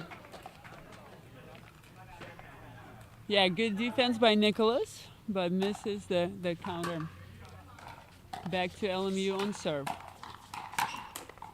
Will is using his length. Oh, it's in.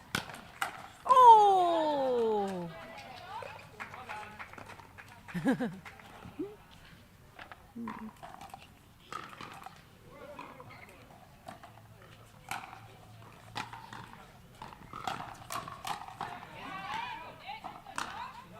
Good side out there for Fresno State. Good hold.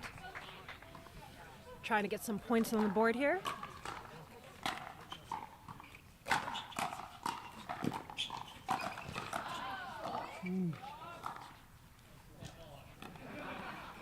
Aiden with an early attempt.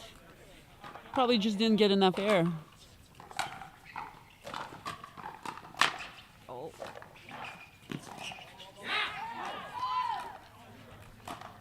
One of the things about having that lefty-righty is that middle ball sometimes, that communication, because it's 2 forehands. So while there's a lot of benefits to that, as a team, they also have to figure out who's going to be taking certain shots because they both have a forehand in that middle. DJ, how do you settle a battle of 2 egos like that in the middle? What a question. It was a testosterone question. It is. Yeah, I would say, yeah. Oh. I try to take this question seriously, as you know, we're on TV, national television right now. But I would just, I mean, yeah, kind of like Jesse mentioned earlier, just communication beforehand and then just kind of staying disciplined. Also, I think when it comes to doubles, you kind of have to let, your ego go a little bit. And if maybe there's somebody a little better than you on the court, has a better forehand, or just has a better look overall from the middle of the court, you want to let that person take that ball more often than not. There you go. And I think sometimes, you're gonna collide a little bit and stuff, but I think on the higher, slower balls, it should be a little easier to have some time to think about, can my partner take this ball and kind of let it go instead of just, purely reacting to whatever's happening. So that would be kind of my take on it. Yeah, we saw a really good example there from Aiden. There was a slower ball in the middle, and he really called that he wanted that shot, and he had enough time to kind of reach in and take it. Oh, good leave there from Fresno State on that volley. Yeah, I give LMU credit. They've been very consistent on the last 3 middle balls. Aiden is being proactive and going for the ball. I think that's another key to success is consistency.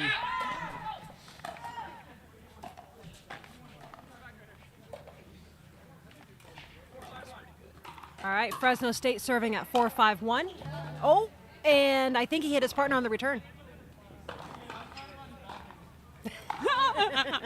He was looking for his backhand. He found the body instead. It was a good drive. I think a little bit of miscommunication there on the unwinding of the stack, giving Fresno State the lead here at 6-5 and the side switch.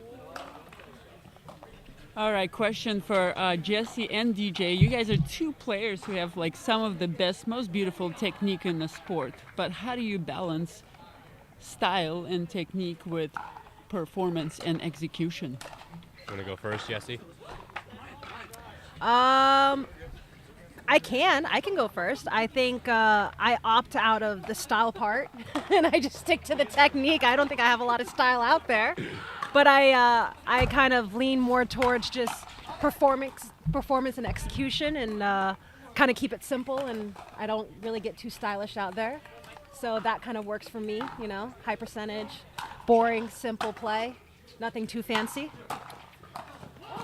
Yeah, I think for me, on the other hand, I'm quite the opposite. Yes. Where, obviously I do implement strategy, and I do feel like I'm pretty methodical to some extent. But I also knowing myself, I need to be playing in a flow state more than a structured, you can only do this and hit a ball a certain way. I just don't really thrive in that. But I definitely can hit, all the shots needed to win the match, but I have to do it in my own in my own sense. I can't just sit and only hit backhand slice cross court only. This just doesn't work for me. But yeah, finding the balance of style and also consistency comes within, staying in what you're comfortable doing.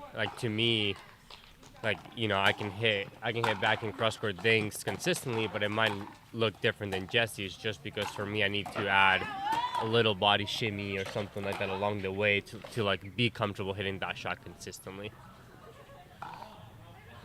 You're welcome, Marina. Just so beautiful. All right, we've got LMU here serving at 5-7-2.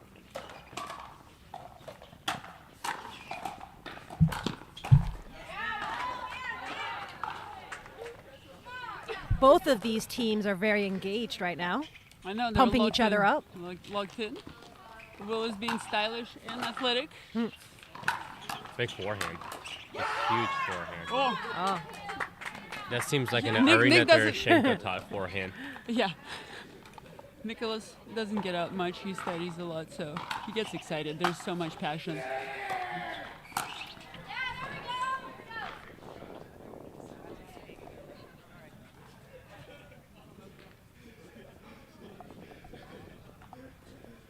Eight 5 on the 2. Yes, 8-5-2. There's a little bit of breeze picking up, but so far a side hasn't been a factor.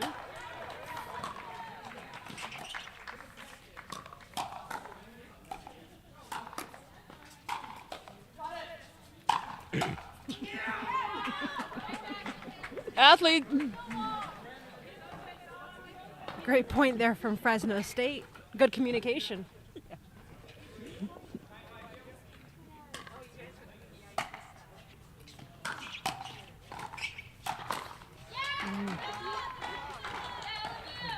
Saw LMU there use their length, reaching in. See if they can get some points here on the board, close the gap. That's a really good combo there from LMU. Good drop, good close. Kept it simple.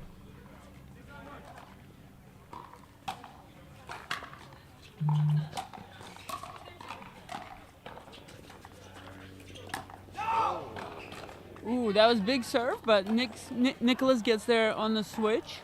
Nice job neutralizing. Second server.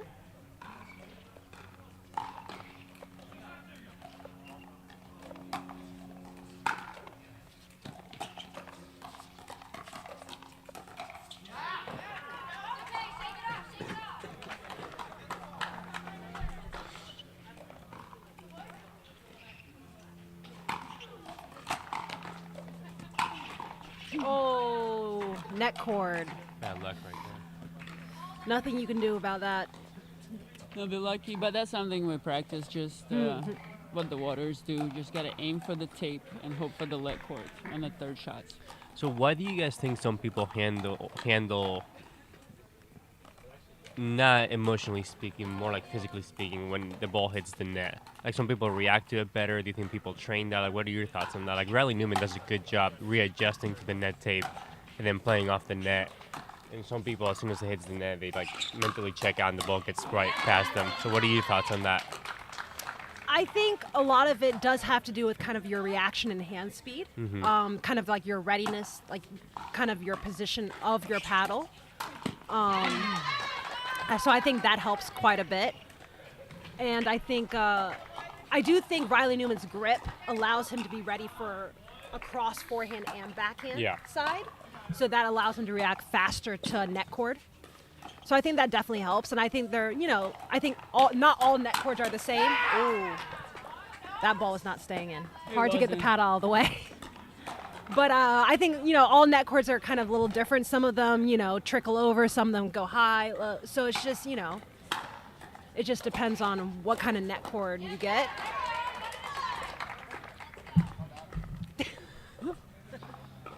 A little. 7-10-2.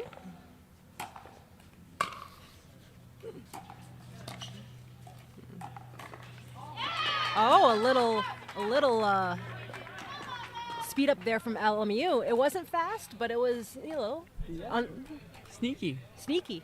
That's a good word. That's the right word for it. What's the right word for that one? Huh? Oh, we have a game point here for Fresno State.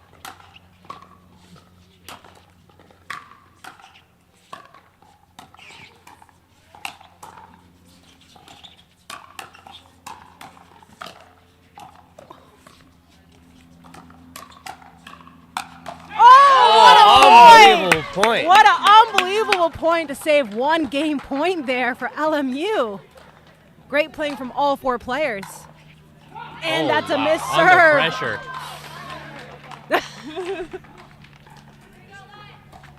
They're all getting into it.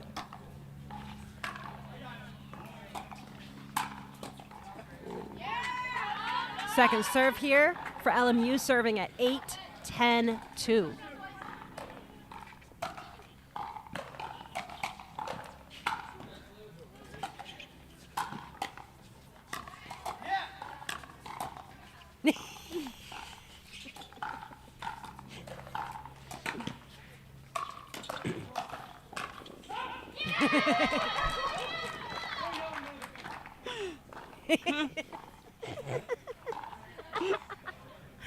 I mean, this is so entertaining right now. Oh, and we've got a timeout. Nice. I think this is kind of our first official timeout that we've seen for the day so far. Second, the Fresno State that's girls true. took a You're timeout. right. I think the boys took the timeout for them. Yeah. The boys called the timeout. But I think that timeout puts LMU at 9-10-2, trying to tie the game up. Yeah, they fought off A game point. 4 game Is points it 4? so far. Yeah. Oh, wow. Fresno Nice. State was up 10-6. Was a side out, and then 10-8. Another side out.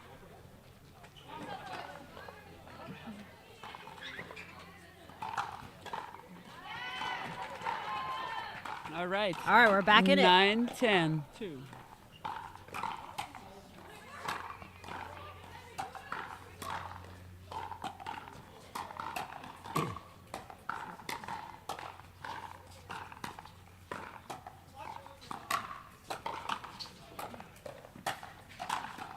Oh, Good good patience there. point, though.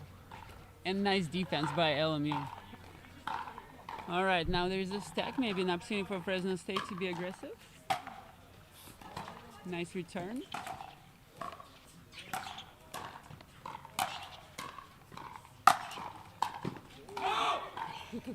Good communication from LMU. Letting that ball go, saving 1 game point. 10-9-2 for Fresno State.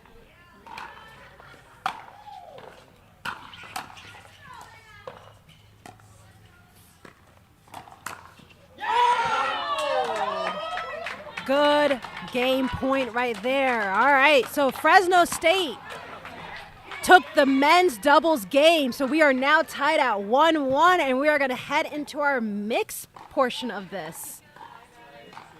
Just remember, guys, at the end of the day, they just want the paddle signed by you. So don't leave without signing their paddle. All right, let's discuss road trips, right? College sports are about road trips. You know, when you're an athlete, you're traveling a lot. You know, Jesse, you don't like road trips. DJ, you don't stop for bathroom breaks on road trips. So what kind of... How do you know? I've taken a road trip with you. So yeah, what kind of team bonding advice or road trip advice or travel advice you have for these legends? Probably take a bathroom break, right? if that's what the people in the car want, take it. Now, if I'm the one driving, it's not happening. Like, do you have people sign like a release or something before they get in the car with you? No, everyone knows. If I'm the designated driver, I get the aux. I make the choices. That's the way to go.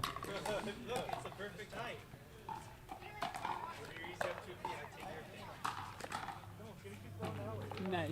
All right, we're gonna have Mia and Nicholas play against Aiden and Just more equipment we have to take down. Niam. The score is tied 1-1. And we're super excited to see what's going to happen in mixed doubles. That men's doubles was definitely very exciting. It was fun to see all 4 guys, you know, into it and committed and high energy. I know, I think the breakers might be making some roster decisions now. I saw like the team manager get on the call. That could be some lineup changes. I heard the Young was staying though.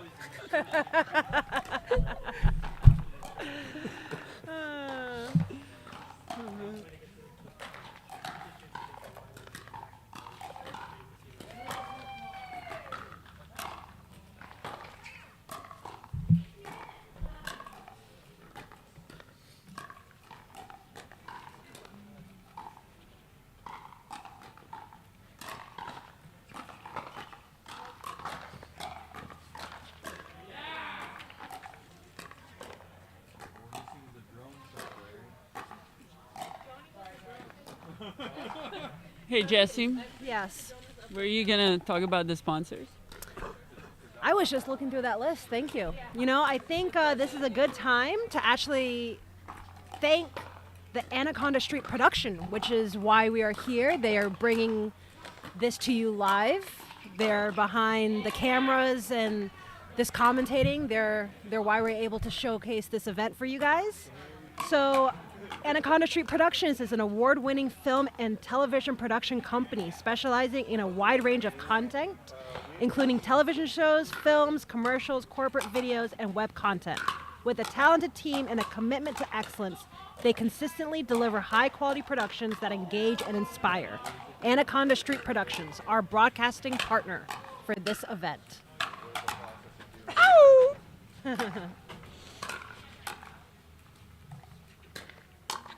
And they're probably providing the drone footage for today as well.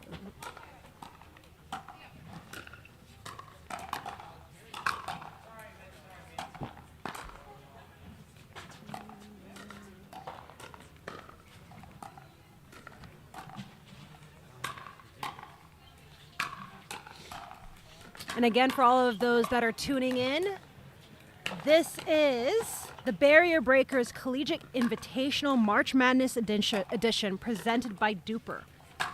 We are now in our semifinal round with LMU against Fresno State. We are tied at 1-1, and this is our first game of mix. We are playing 1 game to 11, side-out scoring, the new 2025 structure for MLP matches. We will still have a rally scoring format for Dream Breakers, so if both teams tie at 2-2, we will go into a Dream Breaker, which is singles. They will play the 21 rally scoring, but all the other 4 events, your gender and your mixed doubles, is traditional pickleball side-out scoring, 1 game to 11. You must win on your serve. What is the prediction? Are we predicting a Dream Breaker today in the semifinals? I would like to see a Dream Breaker. I haven't seen one yet for this court. I think there is a couple other Dream Breakers on because we have 4 courts going at the same time right now. I think there was a couple Dream Breakers on the other courts, but for our showcase court here, we have not seen a Dream Breaker yet. So I'd like to see a Dream Breaker. I think the fans love seeing the singles kind of like that rally scoring Dream Breaker happen, but we'll see.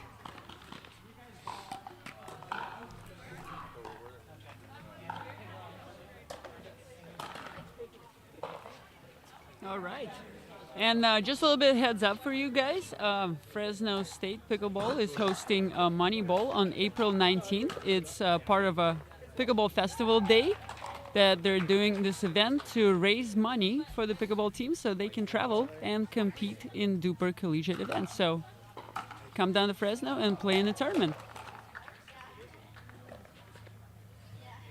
Last year we had some legends from the Bay Area come down and play. Defending champions are Jonah and his partner. His name is escaping me right now.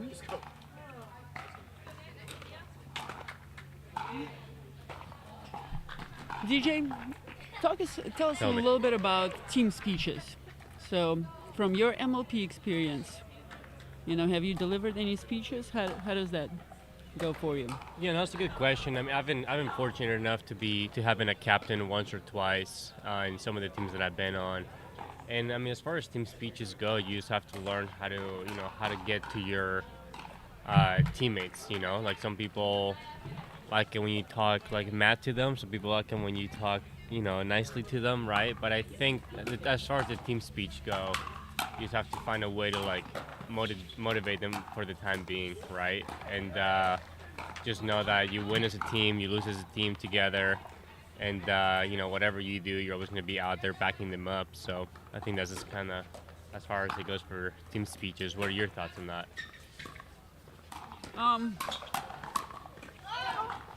I like to draw my inspiration from like movies. Sometimes it's 300, sometimes it's Talladega Nights, sometimes it's like one of the baseball shows, and I'm Kenny Powers. I forget the name of that show, but In Spanish. Big Lebowski. I played on a team with Purple Jesus, so he likes that movie as well. So there were a lot of Big Lebowski speeches that I delivered in my career. Very good. Will you do the honors?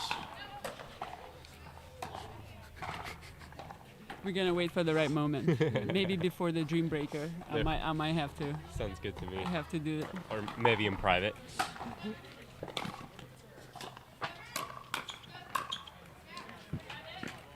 All right, we got a tied game here with Fresno State serving. It is 1-1 against LMU.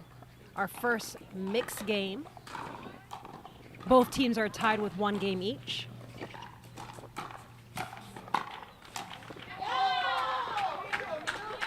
All right, Fresno State is getting hyped on the sideline for their team. That's what we do. Let's go Dogs. That's a good return there from LMU.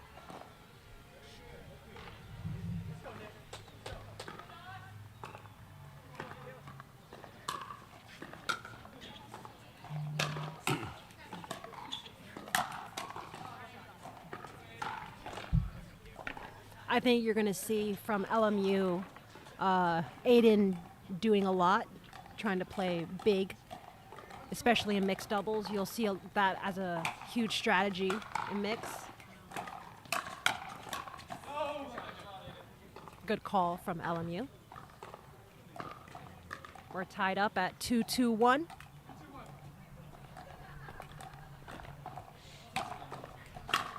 Looks like LMU is serving a little bit with the win right now. Oh, and there we see LMU going for the Burt. That was a great setup. We want to see it again. Just hit it a little too hard. But Aiden demonstrated a nice variety of third shots. Previous point was a drive setup for an aggressive poach, and now he's shaking and baking with the drops. Nicholas with a save for LMU. He knows it.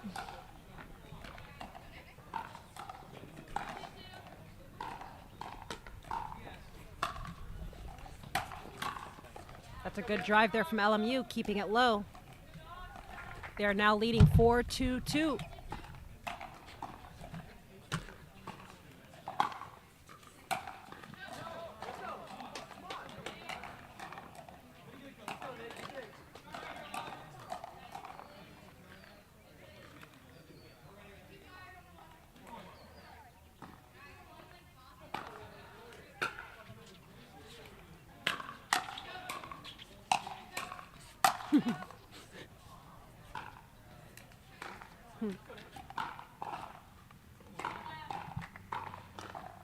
Two, 4 on the 2. Big serve. That was a good serve. Right on the back of the line. I haven't seen many serves that have been like almost like risky to take so far. So that was one of them. I think they should be going a lot more for their serves, especially when it gets a little bit windy because it's so hard to return at times. Sets up for an easier third shot as well.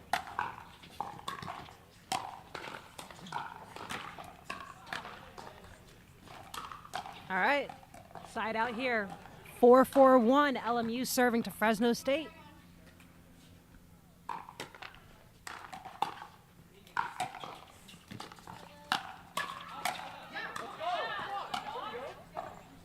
Ooh, that was a nice shake and bake. It was a good combo from LMU, just did not quite execute at the end.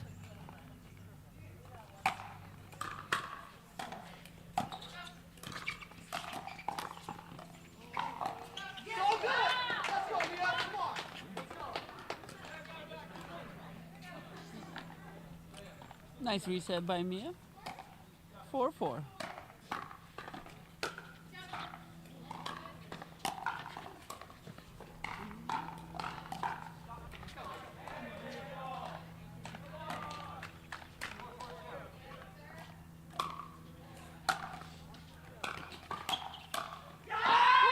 Very good chicken That was bake. a really good poach there from Fresno State.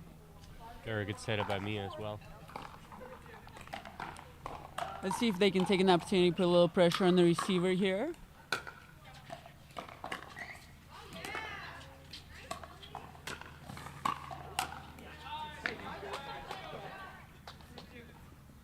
Nicholas was going a little wild.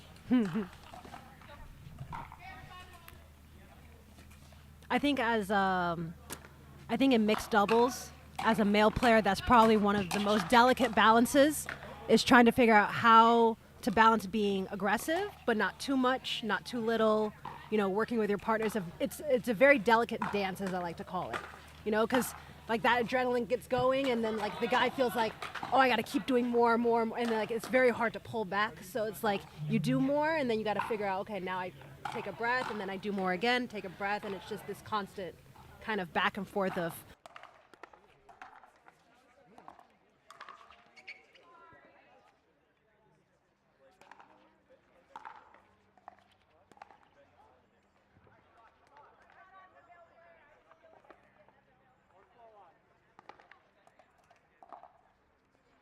that balance of how aggressive can I be and like when, and the timing of it and all those things. Yeah, I just don't think there's a right or wrong. I think there might be a more right and a more wrong, Right. But I think for the most part, you just have to like First of all, I think it's more of a feel thing. Like Right. if you're feeling hot, then I think you should go for Yes. honestly whatever you want as a male. Right. But then know that if you miss, let's say, if you want to put it at 3 or 4 balls, once that's happened, you also gotta understand that maybe you're not feeling so hot now, Right. and then you gotta stay back. But you're never gonna always make the right choice, right? All not good ideas, or all ideas are not good ideas, yeah, right? yeah. And then on top of that, you have to execute it. So you just kind of know when you're feeling hot and when you're not feeling Right. hot, and just kind of be honest with yourself, But Yeah. I do agree, it's very difficult. It is, yes. Got to look at the percentages too. Like if you've done it a couple times and it's worked, and the next time didn't work, at Right. least you're over 50%. Right. So that's always good. Yes. All right, we've got LMU here pulling away with a 9-5-1 lead against Fresno State.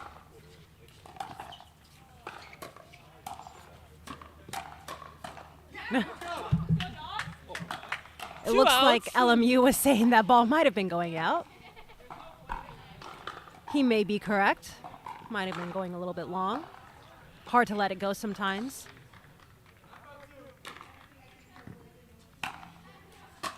That's a big serve. Slightly bigger return.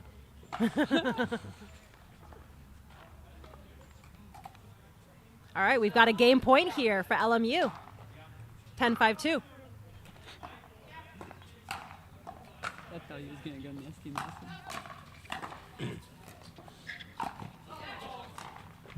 And there we have LMU going for the sick tricks. Slightly on- wrong. Sick tricks. Bert on game point. I think definitely justified. They have the lead. They have a little bit of room, but at the same time, if you don't get the side out back, you might regret it later.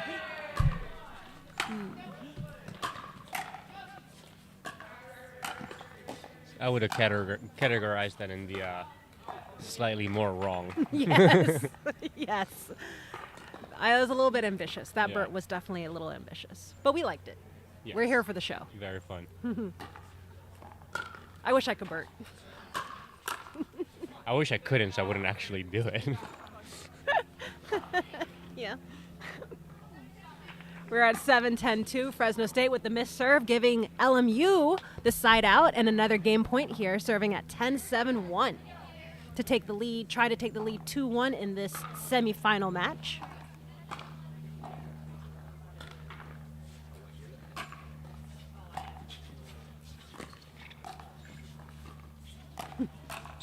And there we have it. The game, first mixed game goes to LMU, 11-7.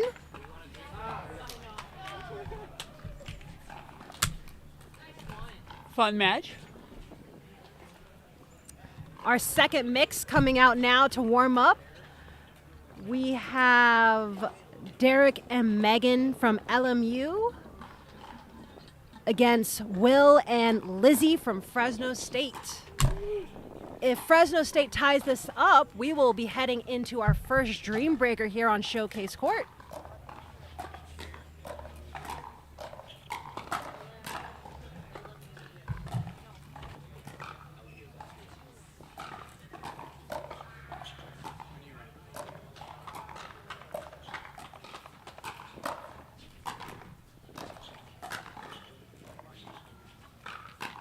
I'd like to take this time to thank Imperial Escrow, the March Madness sponsor of the $1,000 prize money today.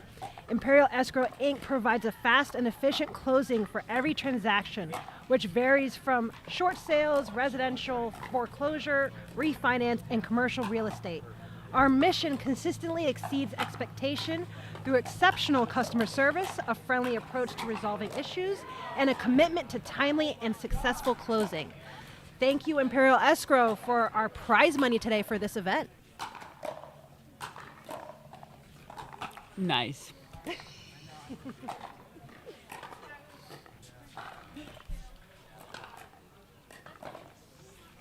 All right, we have a lefty-righty team on LMU and a double righty for Fresno State. And then we have Jeff taking a photo of us here. Jesse, would you smile for the camera? That's over you. Hey, Scott, the tournament director is visiting. Oh, yeah. Tournament director is visiting. Who is in the other semifinal? The other semifinal is over. The local pros beat USC 3-1. The one was the men's doubles. Luke came through with a big win for USC. But the other 3 matches went to the locals. Got it. And just for those who maybe didn't hear, quick tournament update. The local pros are in the finals. They beat USC 3-1. Men's doubles was the point for USC. Apparently our Sick Tricks friend Luke keeps delivering.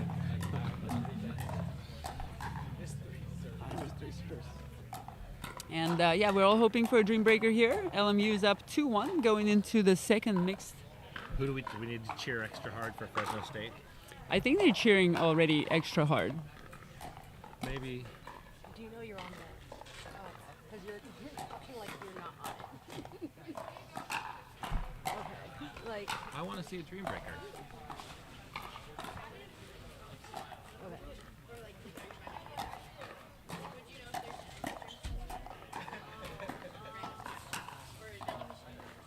Okay.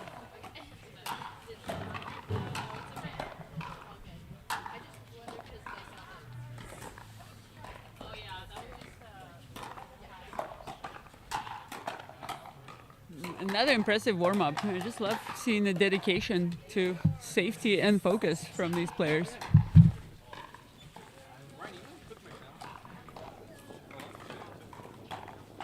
Okay. Will is also a camp instructor with Fresno State tennis and pickleball camps.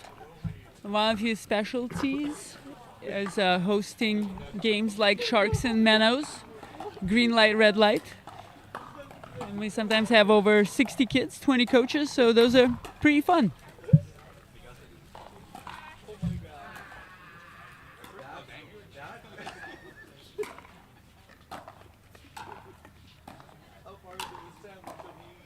Lizzie spends most of her time in the lab doing chemistry.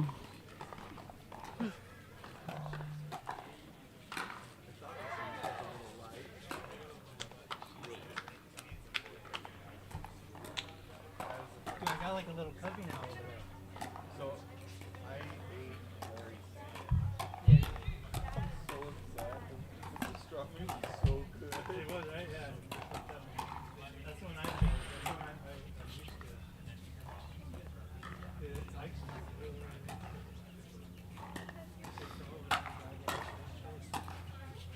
they must have an ice cream. That's true. Yeah. I didn't think about that, yeah. They're spreading out so All right, it looks like they are about ready to start here. Game number 4, second mixed doubles, with LMU leading 2-1. You want a new ball?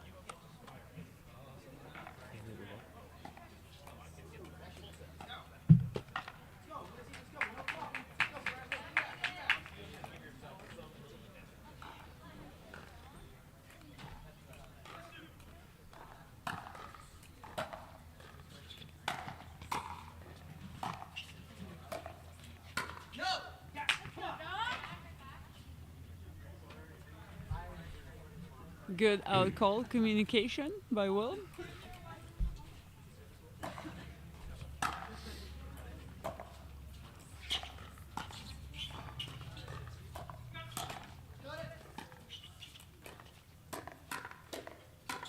Ooh.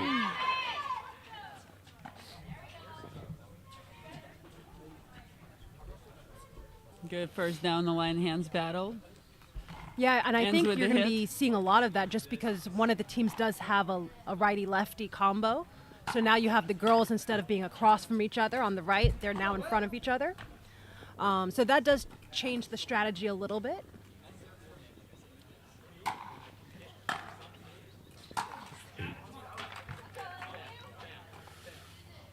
But I think it's still important for the ladies to be able to hit some of their shots into a big target toward the guy's backhand. Another good call there from Fresno State, letting that drive go long. 0-1-2. LMU serving.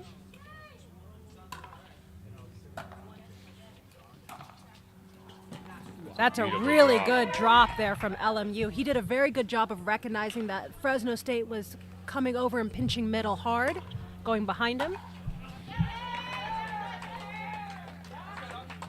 2 quick points. Gives LMU a 2-1-2 lead.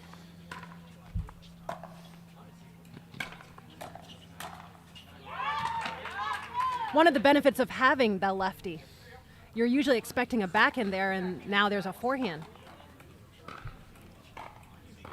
Yeah, it definitely takes a second to adjust.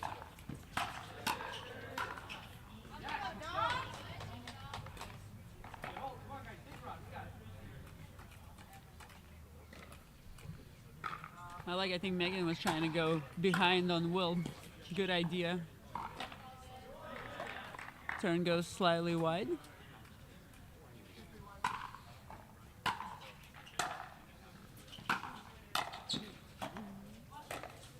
Oh, a little bit of a miss hit on that overhead. He's also looking into the sun, so that might have caused that error.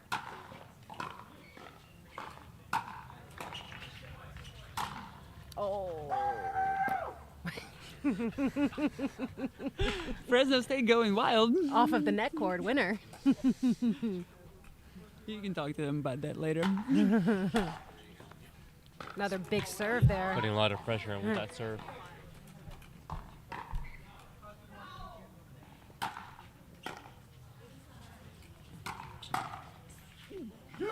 So what are some of the benefits with the obviously stacking, but in the sense of switching or doing the standing off the court switch? So you have 2 different kinds of stacking, especially when it comes to returning serve. You have where your partner's on the court and you give signals, and then you have the one where your partner stands to the side. And I think depending on, there's teams that the reason they stand at the side is more for like a visual, like because you don't want your partner crossing in front of you for that split second, you lose visual of the ball. Yeah. I would say the downside to that is you do have a player off the court. So if things happen quickly or if you're in a bad spot, they can't help you because they're off the court. Yeah. Also, it gives kind of the deception away. You know what they're doing. Whereas when both players are on the court and they give signals, you don't actually know what the signals are until they actually start moving. So there's a little bit more of a disguise there. So each have their pros and cons, and I think it's just a matter of, what you and your partner are comfortable with. It is also less confusing. Yes. Some people forget what Right. signal they give to their partner. Yes, yes. Or they're not even paying attention sometimes. Like they're Yeah. just so focused, they're not even thinking about looking at it. Oh, that was a quick game right there for Fresno State. All right. And we have a dream breaker. We have a dream breaker. Just like that, in a matter of seconds. Amazing. Yeah, that was a pretty quick game. I think Fresno State served big and took advantage of the third shot. And a little bit of LMU unwinding the stack. Yes.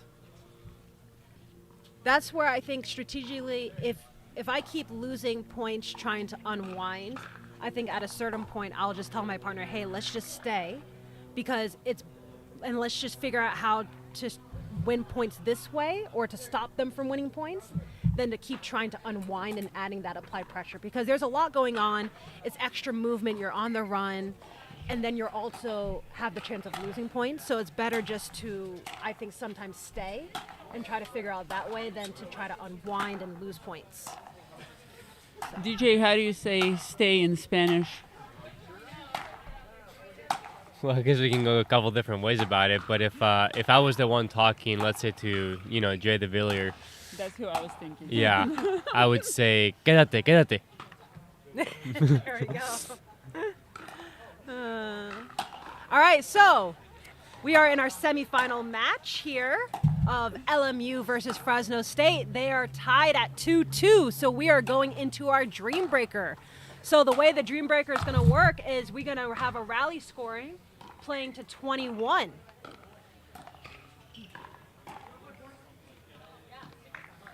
Lineups were declared ahead of time.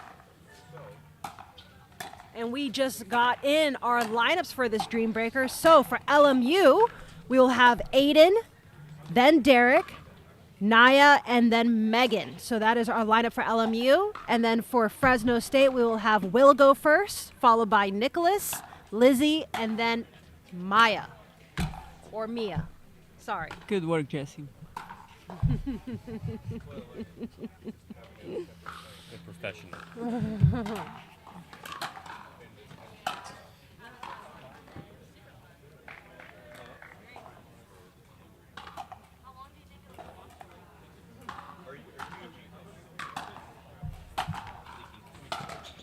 But yeah, looks like the lineup is straight up. Question for DJ and Jesse. In your MLP experience, if you went to a Dream Breaker, did you ever play against girls? And how did that shape your singles experience? I don't actually know if I played any girls. I don't think I have. Truly. Actually. I played against a guy once. That was not the question.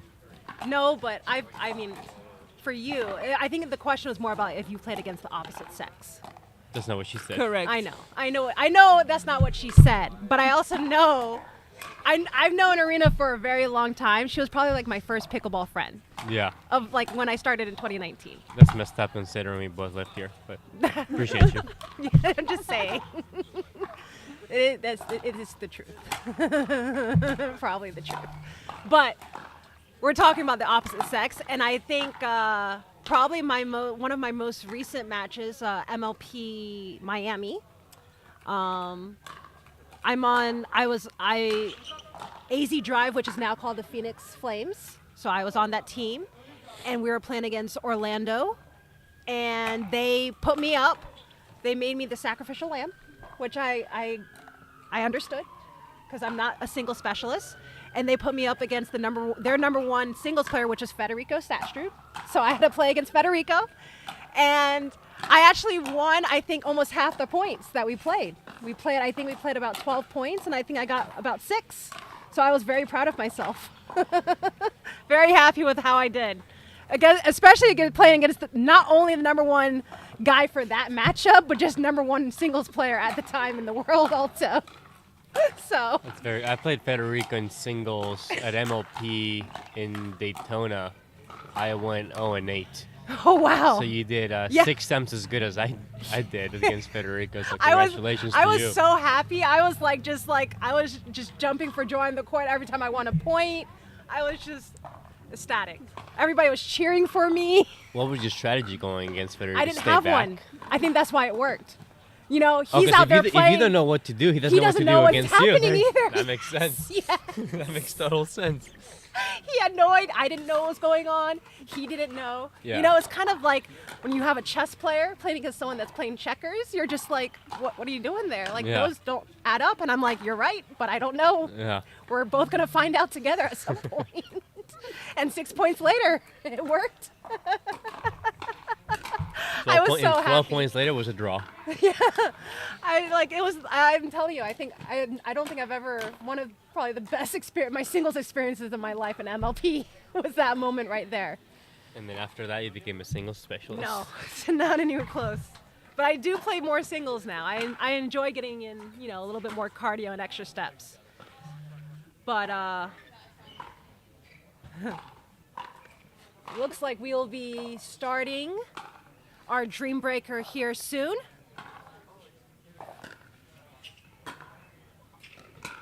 Whichever team wins this Dream Breaker will be heading into the finals against our local pro team who won the other semifinal match.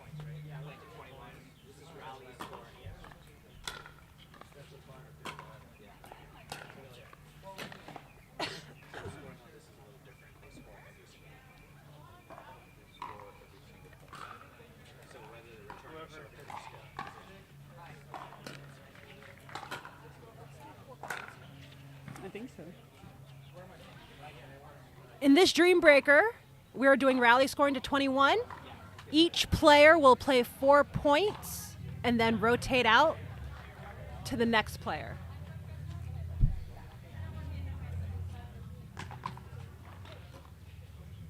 All right, first up, Will, the woodworking genius from Fresno. We'll be playing against LMU's Aiden. The APP wizard.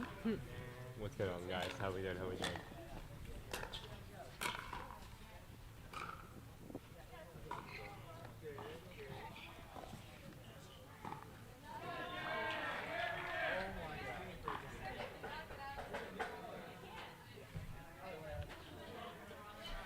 I will say the one thing when I was playing against Federico that I think helped me a little bit, I am not the quickest person.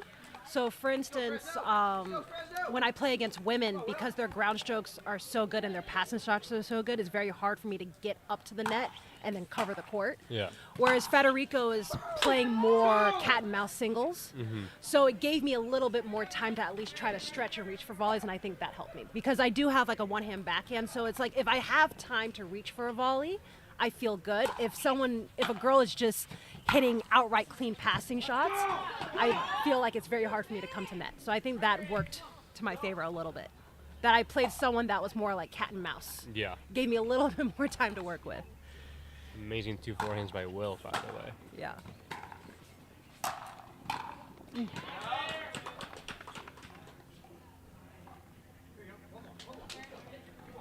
right. LMU serving at 1-2.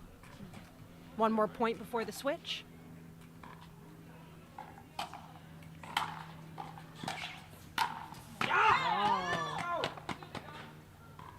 All right, we got our next 2 players coming in. Nicholas for Fresno State and Derek for LMU.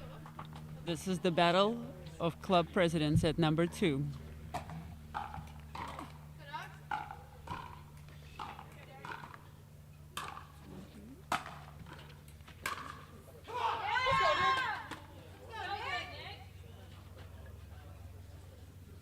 Pretty textbook backhand roller by Nicholas. He's self-coaching right now, making sure he doesn't get too excited. What's Just stay in wrong this- with getting too excited? Because then you exit flow. You can't be too excited or too flat. You gotta be somewhere in between. Does that apply for everyone?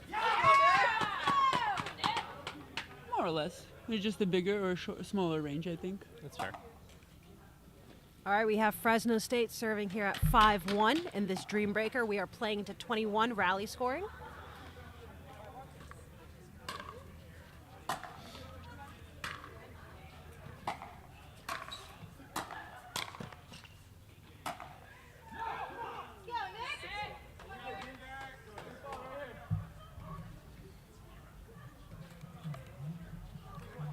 I've seen Nick switch between a cap and a safari hat. We might have to interview him afterwards and see what the rationale behind is.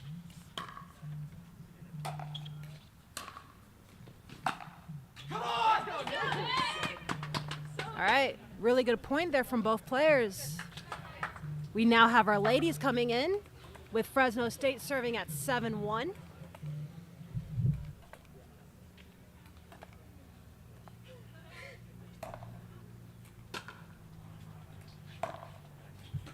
Yes, Lizzie, let's go!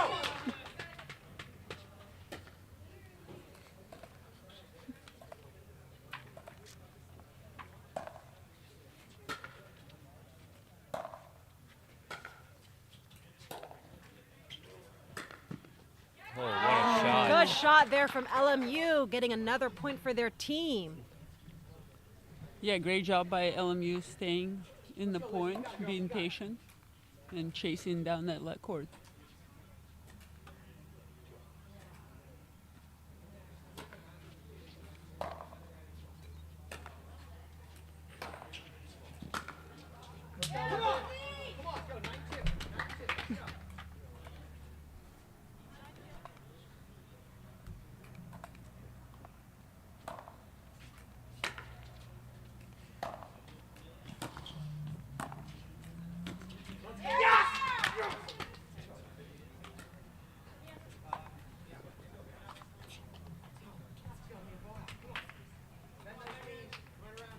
All right, we've got our last rotation of players coming in. Mia of Fresno State against Megan of LMU. Mia serving at 10-2. You got her name right the first 11, time. and we will now have the side switch at 11-2 for Fresno State.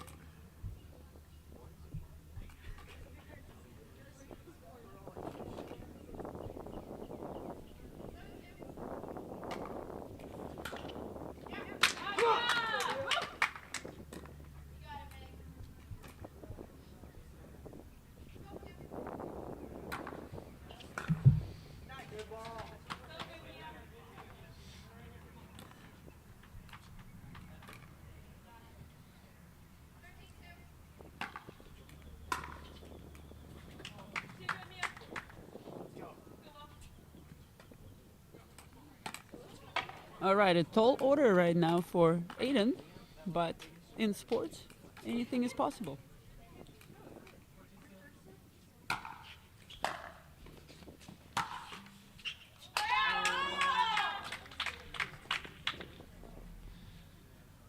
definitely a big forehand. That's for sure. How do you usually react to leg courts? Physically or emotionally speaking? Either way. Physically speaking, my hands just react to the ball, and they kind of just get there, you know. Emotionally speaking, I used to be a lot more negative about it. Nowadays, I've reached a point of acceptance in my life.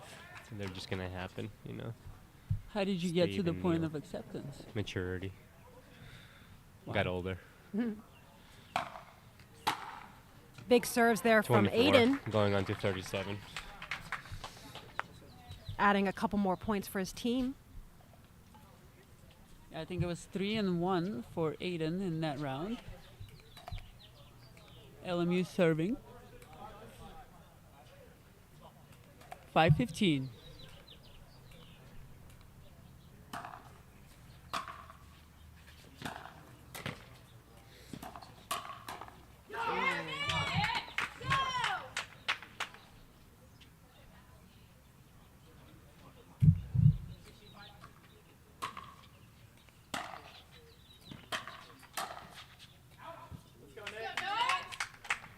Slightly overhitting that volley. 17-5 for Fresno State.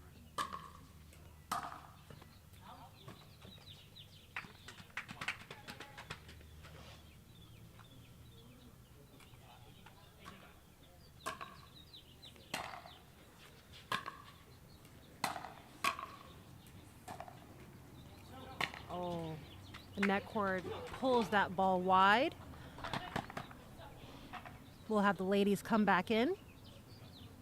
Good focus run for Nicholas. I think he went 4-0 in that exchange. Lizzie with the lead.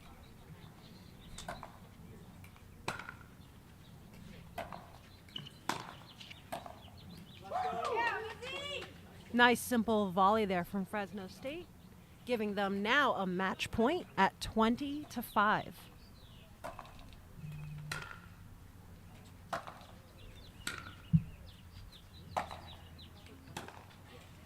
And there we have it. Game, set, match for Fresno State. They will be heading into the finals, and they will be playing against our local pros in this Bay Area Breakers Collegiate Invitational March Madness edition presented by DUPR.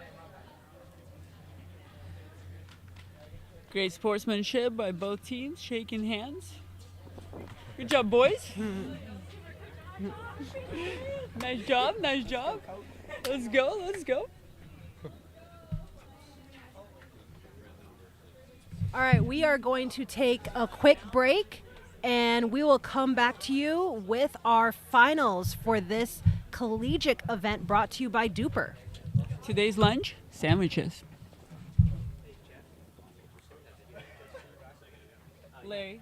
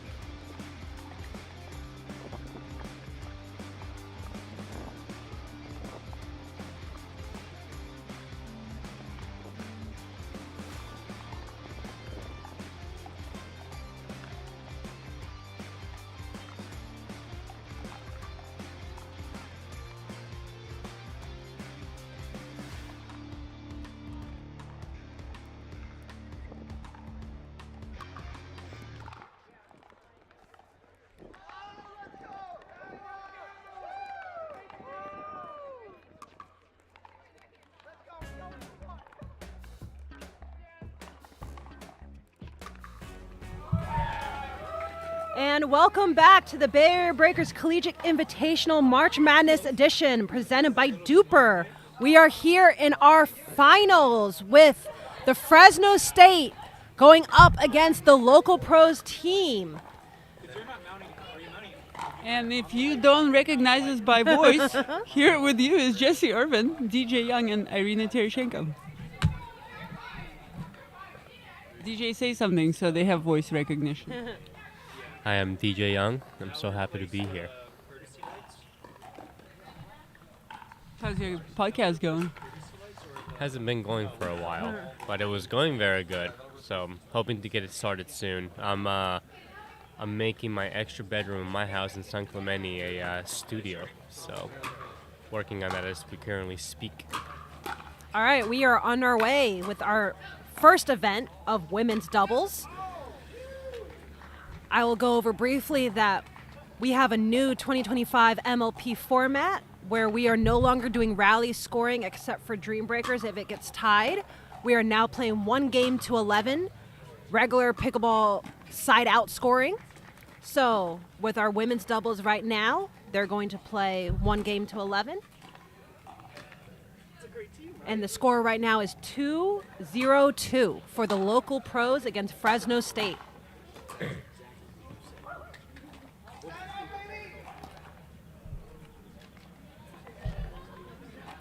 And who are the local pros today?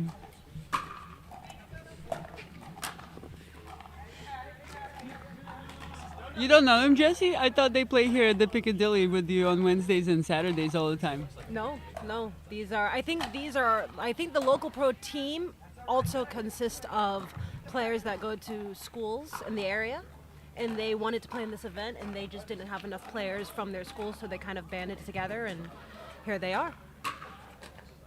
Cool.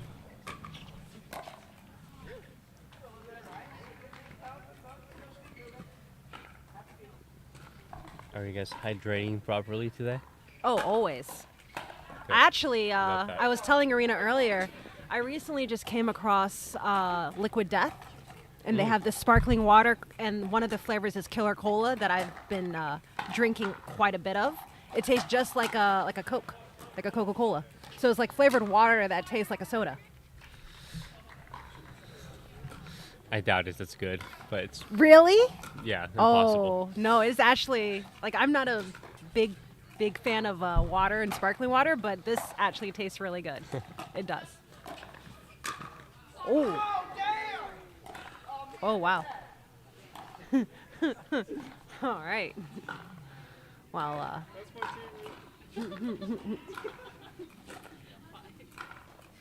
I think I heard a 5-0-2 from the local pros. No, local pros are bringing the heat. They got their thirds dialed. They have some poaching going on. Let's see if we can get a side out. Oh, yes. They're supposed to switch at 6, so they forgot. They were kind of in rhythm there. So they're going to switch at 7 really quickly here. But local pros are leading 7-0-2 against Fresno State.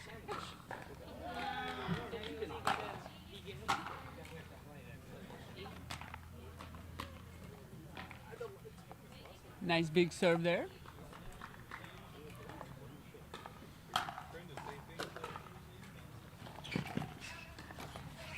Oh. Almost got herself out of that situation. All right, here we go. Fresno State women serving at 0-8-1. Good serve. Right off the back of the line. Woo! Good serve, Mia! Let's go, girls.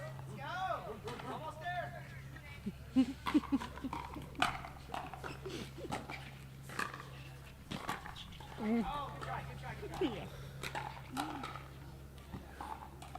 How proud are you of this team right now, Arena?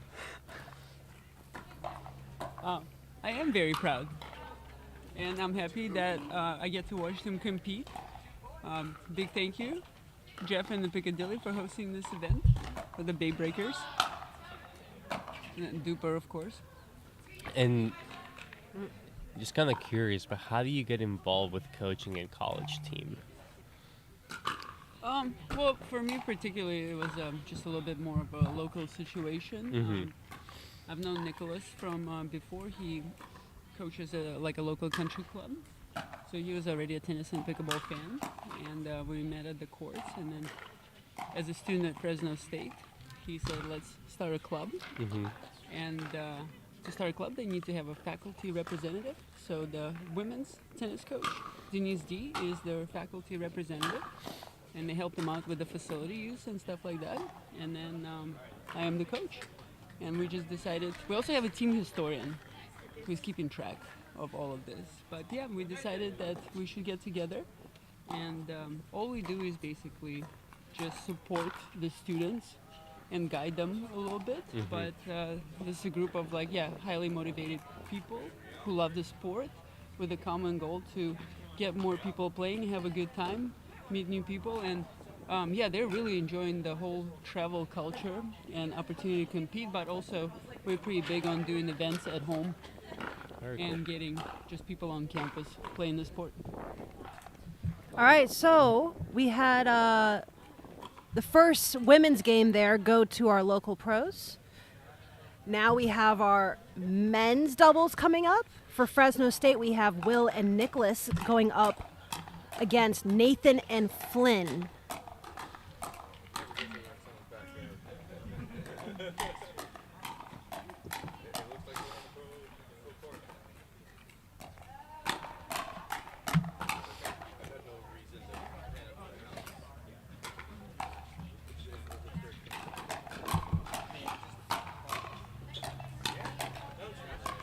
And for all of those watching, DUPR will have their 4th annual Collegiate National Championship on April 11th to the 13th in Atlanta, Georgia at the Lifetime Peachtree Corners. 64 schools and 600 expected players to be showing up there, with some California schools that we've seen here today, including USC, UCLA, Fresno State, LMU, and SDSU. They have all earned their bid to go. We have $30,000 in scholarship prize money on the line.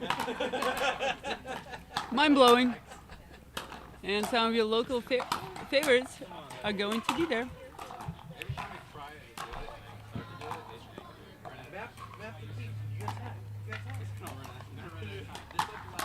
But my prediction for college pickleball would be that maybe kind of like tennis, schools in the States with more sunshine and opportunities to play outdoor will probably have more participants, stronger players, maybe 2 or 3 travel teams. Are you guys bigger fans of indoor or outdoor pickleball? I think that's a great question. And I think, I know recently we had a tournament, a PPA in Texas, where the winds got up to 50 miles an hour, and kind of gusts were 50. As fast as I run. Yeah, 50 miles an hour. That's why are you playing pickleball? Yeah. You should be a Good sprinter. I got banned. But yeah, so it was quite a day for a lot of us. Wind was 35 with gust up to 50, and it really kind of was almost jungle ball out there. And a lot of the time, a lot of games went to 3 games, and the sides were kind of dictating a lot of the points and matches and things like that. And very kind of chaotic pickleball.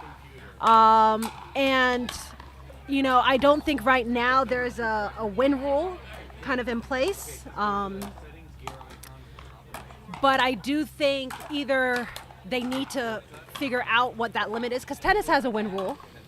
So I think they need to figure that out, or they start having more indoor options, because, at a certain point, we don't want sides kind of determining how points are ending.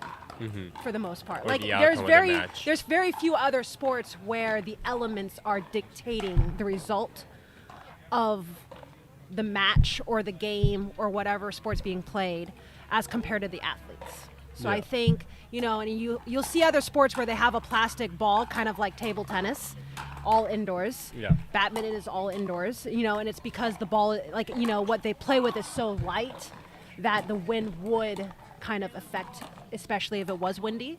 So, and I'm starting to see more indoor pickleball venues being built. So I think everybody realizes that there's a chance this is where the game's going to head. And I don't mind it. I think what I've noticed when I've played at indoor venues, you know, the difference between a great indoor venue compared to one that isn't as good generally is just like the backdrop. Is it like a dark backdrop where you can still see the ball? How is the lighting? How is the spacing? And the venues that kind of get all those things right, I enjoy playing indoors. Like I think it's nice. You know, so.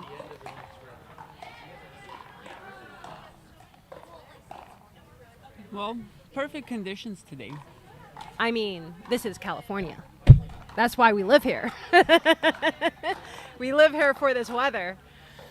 So, we are about to start our second game here.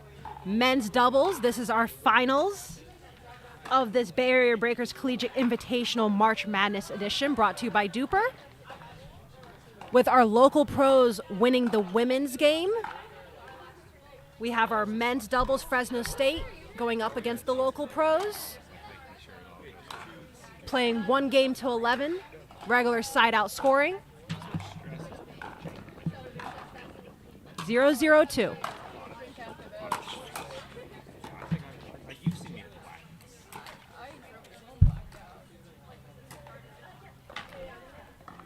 I don't hate it. Just better if it goes over. That's a big serve. Big serve.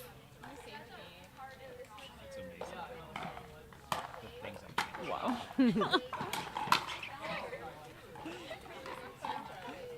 So from the local pros, the Flynn is serving right now, and he does practice with us on a regular basis, and I have seen that serve many times. The serve and the drive.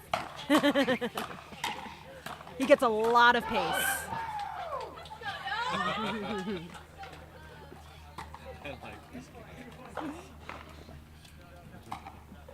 Local pros serving at 2:02.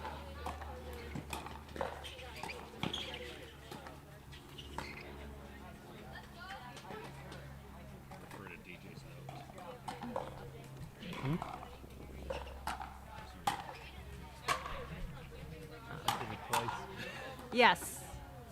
We will redo let serves, so they're going to serve it over. 3-0-2.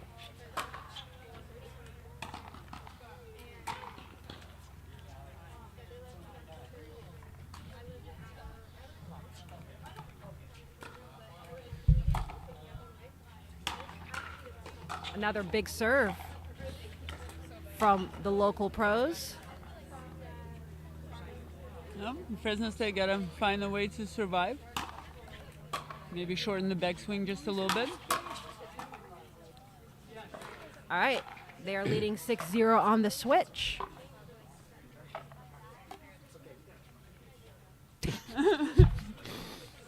We can't tell you what Fresno State boys said, but basically, to put it in not so many words, they need to get it together, is kind of what they said. You missed a Find key a word way. in there, Jesse. No. Oh, sorry. It's okay. We all understand. They just need to get it together. Yeah. Yeah. And now they have a chance. Side out.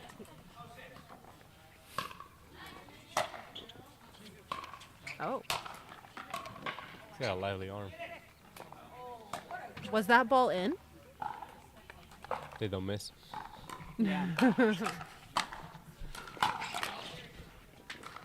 There we go. And they're on the board. 1-6-2. All right.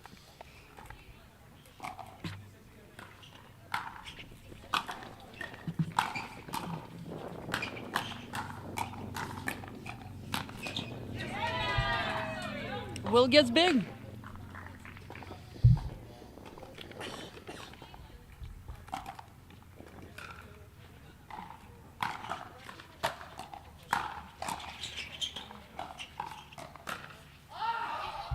That was a really good third, though, from Will.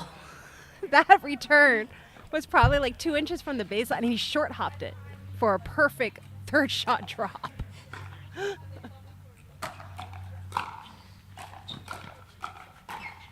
Oh, kitchen. We've got a kitchen. And we've got a kitchen. We don't need a ref to call that one.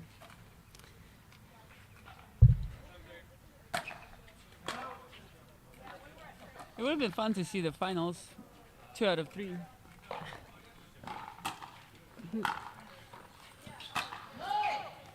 Good call there from Fresno State. Side out, 3-7-1.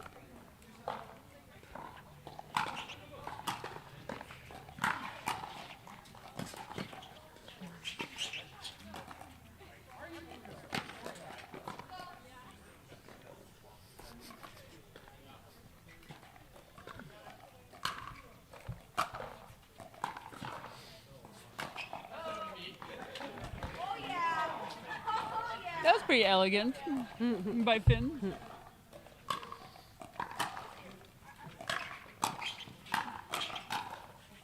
Oh, nice hands there from Fresno State. Good drive crash combo. It was a beautiful shoulder squeeze and left hand counterbalancing the punch. We love a good counterbalance. Another misreturn. We have a game. Yeah, 6-7-2.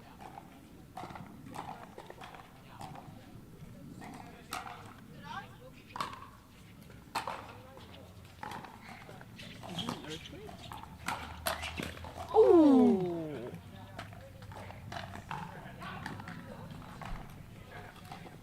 Friendly fire.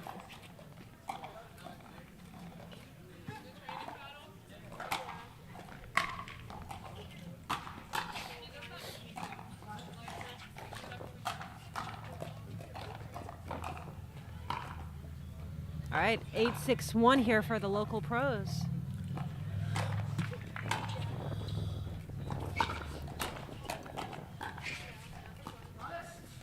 Oh, a little miscommunication there from Fresno State. They'll sort it out in the car later.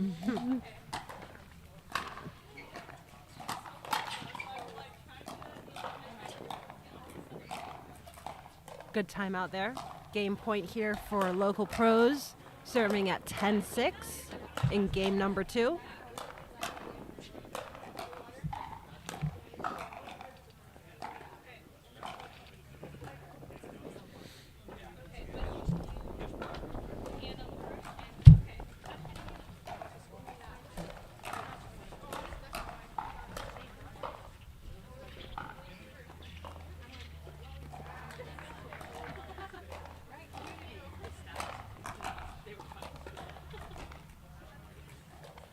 And we are back, 10-6-2, 10-6-1, I believe.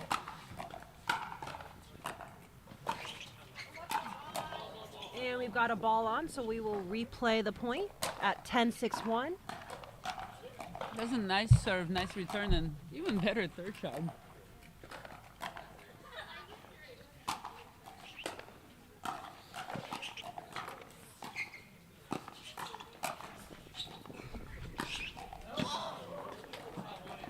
The backhand flick going a little wide. Serving at 10-6-2, 1 game point save by Fresno State.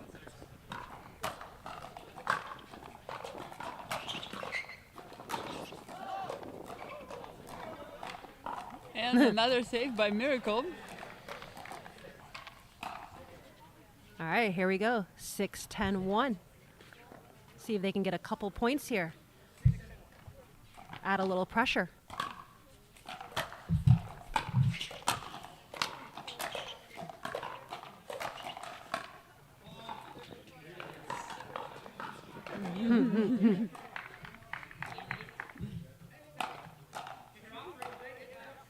All right. They are going to take the redo. Here we go. 6-10-1. I mean, he had a fair point. If you're offering, we will take it. I agree. If you offer, by all means, take it.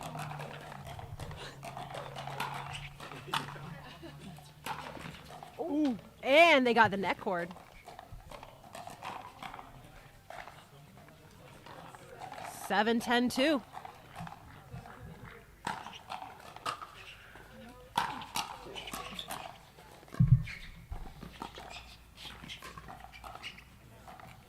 Oh, I like the idea just a little long as Nicholas taps Slaps the floor. ground. I've never seen a Pure player anger. do that. Yeah, me neither. I actually want to do that next time. I feel like I should do that on championship court, you know? Just middle after I lose a point. No. Full drop squat, slap the ground. Yes. I love that. And there we have it. Game number 2 goes to the local pros. They are leading 2-0. We will be heading into our first mixed doubles.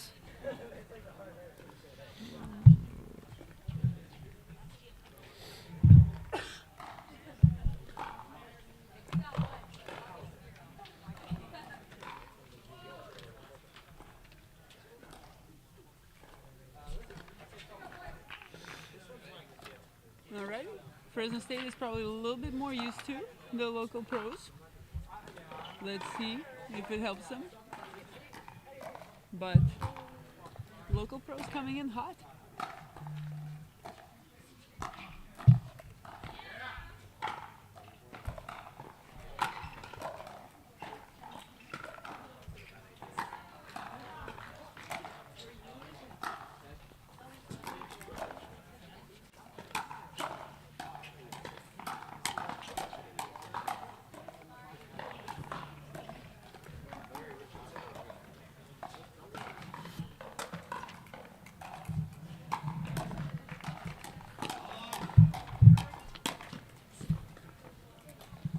So if this was to go 3-0, would they be playing a final match, or would they be... I think we would still play the final match. Yes.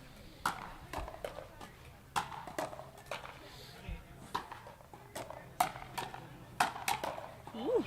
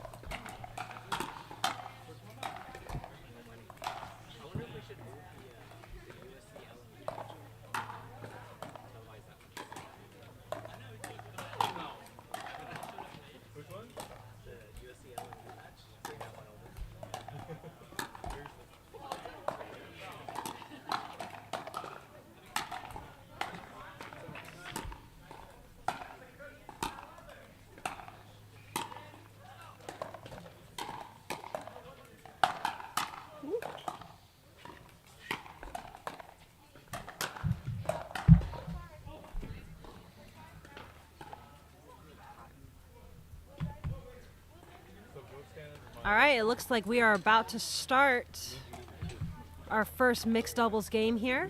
1-11, side out scoring. Local pros are up 2-0 in the finals of the Collegiate March Madness Championships, brought to you by Bay Area Breakers. So are the local pros also college students Yes. somewhere around the area? Yes, I Gotcha. believe they are also college students, and they wanted to play in this event, but their schools didn't have enough players individually Okay. per school to create their own team, so they kind of just came together, and Got you. we had an odd number, Yeah. so I think to make the numbers even, they allowed them to all kind of come together and form a team. Makes sense. I was Yes. gonna say they do look pretty young. Yeah. Yeah. Yeah, they're still of college age, Yeah. which is why you and I can't play. I'm 24, so maybe I could still You be could in still, college. yes, Yeah. you could have done a redshirt year. Yeah. Or just taking less credits. Yeah. Still be there. Yeah. Get my degree really slowly.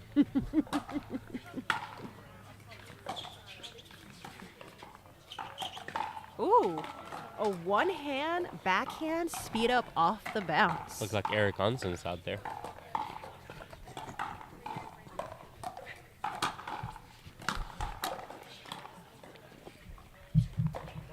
Is Arena, correct me if I'm wrong, but is your Fresno State teammate over there playing with a headphone in his ear while he's playing the match?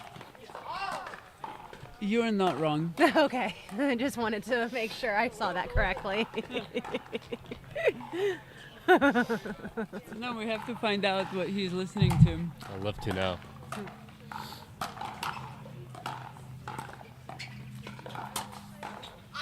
Good eye letting that ATP go. Overcooked it a little bit.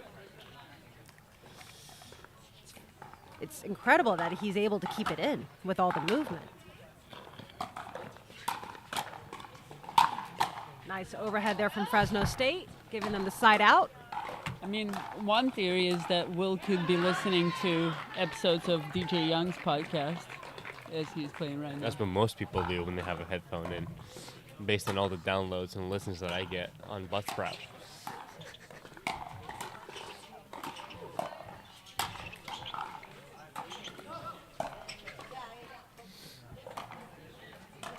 Ooh, nice defense. I think Will scared Lizzie. She was ready.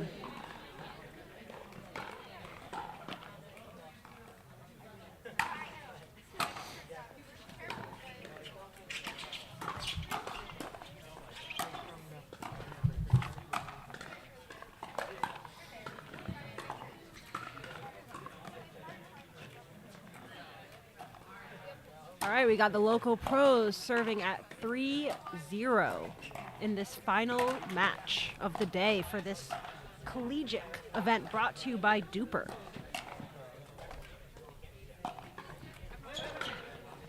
Ooh, And nice. we've got a body on. Good thing the point hadn't started yet. Probably overflow from the bronze medal match.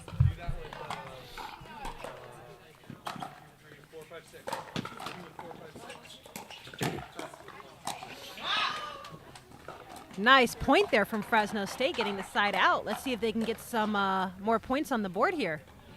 I know they're working really hard to put themselves in the position to score. Ooh, just misses. Yes, on the other court, right across from us, we have our bronze medal match of USC versus LMU.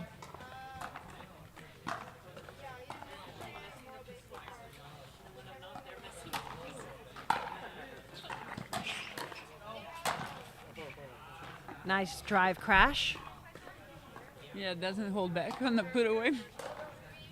Never hold back.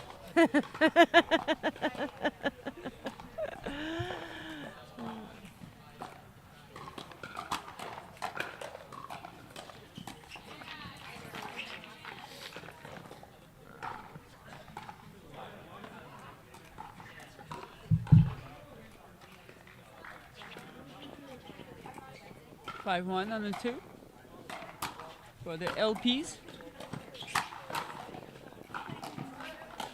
Ooh. And that will give us the side switch at 6-1 for the local pros against Fresno State in our finals.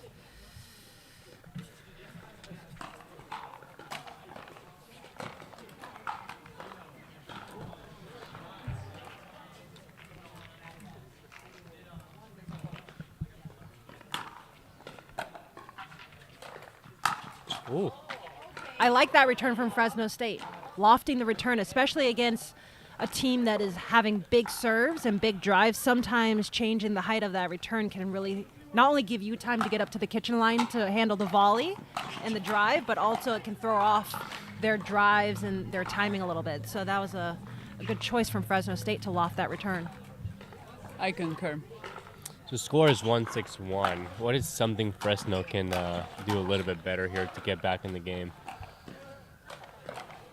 Why don't you Coach. answer that? Why don't you answer that one?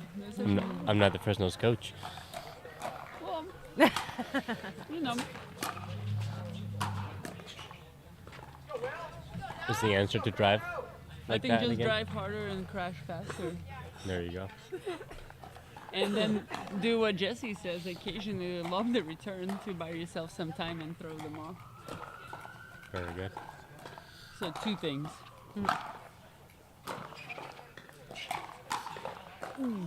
It's a good eye. That's actually a very nice draw by Lizzie. Will probably should have let that ball go, but he was excited.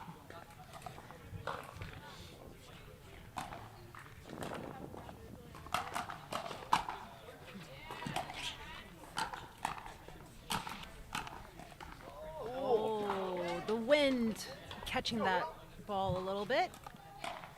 Serving at 7-2-2.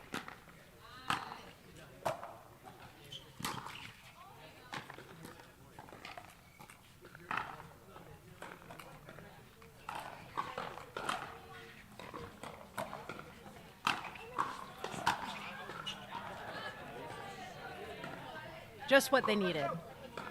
Yeah, just a little bit of luck.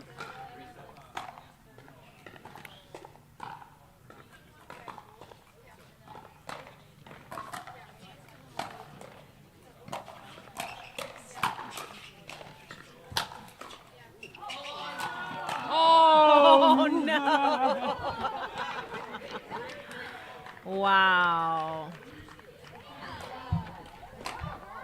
Wow. Local pros survive. And ambushed by Fresno State. Yeah.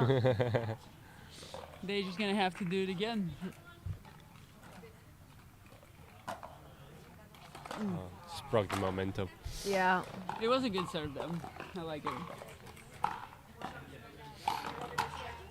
Oh. Oh. They got beat down by a ball on.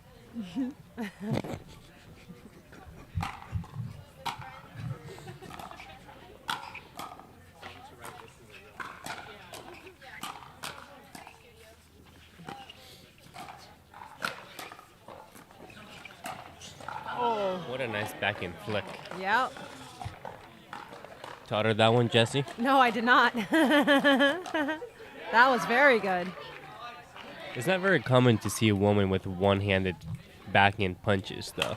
For the most part, they usually use two hands. Yes. So it's kind of nice to have, Yeah. you know, the one hand available too when needed. Absolutely. It's interesting because I started with the one hand, and I'm now trying to add two hands. Same. And the newer players that come in because they're coming in from tennis are starting with the two hands, especially the women, starting with two hands and trying to add the one. Yeah. So you gotta have them all. Yeah, you for gotta have whatever all of them. reason, for me, the two hand just seemed so uncomfortable when I first started playing pickleball. Like the one just seemed so much more natural. Yeah. I've been trying the three hands. Oh, how's that working out for you? It's not. It's not. I'm missing one hand.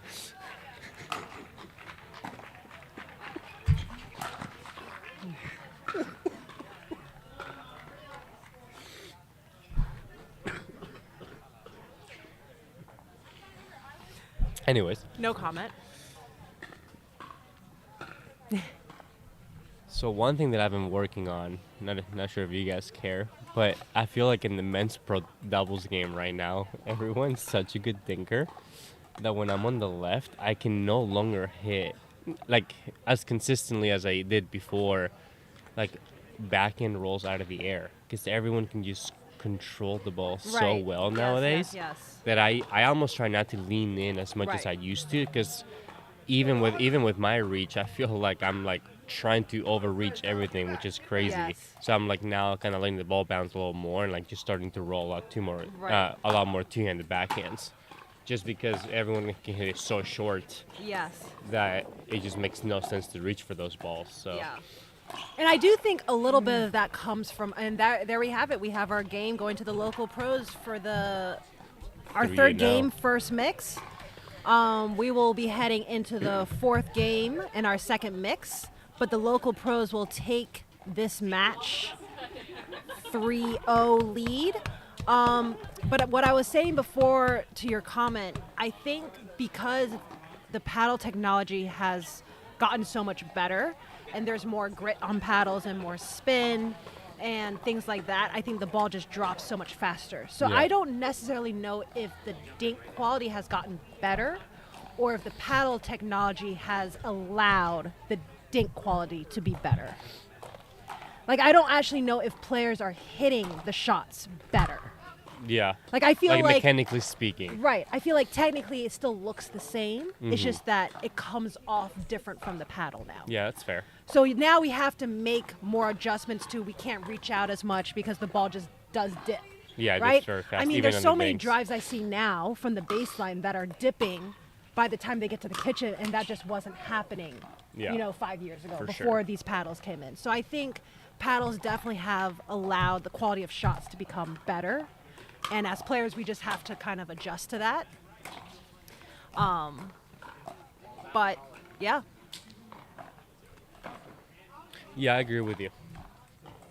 I think kind of a myth that's going to get debunked at some point. It's a lot of coaches used to say, always reach in first, and if you can, like, get off the line. Like, now this is like, yeah, you could try to reach in, but it's like if you can't hit a volley to save, Right. Because their dink is already so good, like maybe that's just not the case anymore. Right. So, just like that one right there. Yeah. Just there's too much action in that ball Right. too, and not only the action of the ball from the player, but also like a little bit of wind probably, Yes, exactly. and it's just too tough to handle out of the air.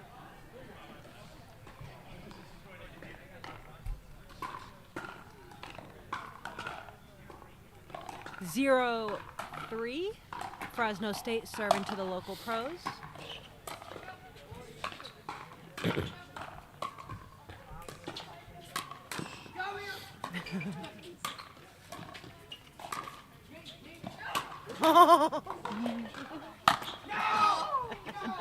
What an exciting point.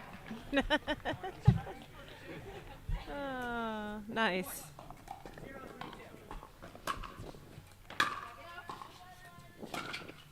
Good drop.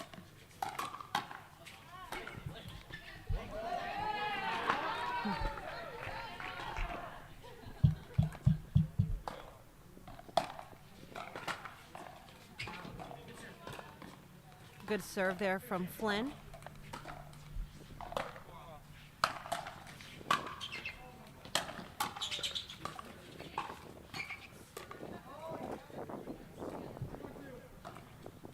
That's maybe a little ambitious on the change of direction and the pace on that shot. Good eye there from Fresno State, getting the side out. All right, here we go. 0-4-1. Fresno State to serve.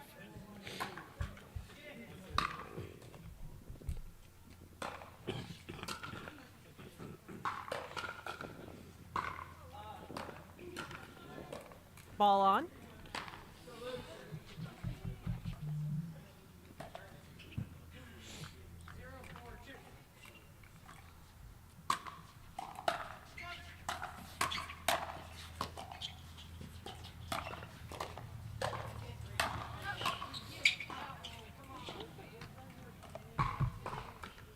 That was a pretty sweet overhead.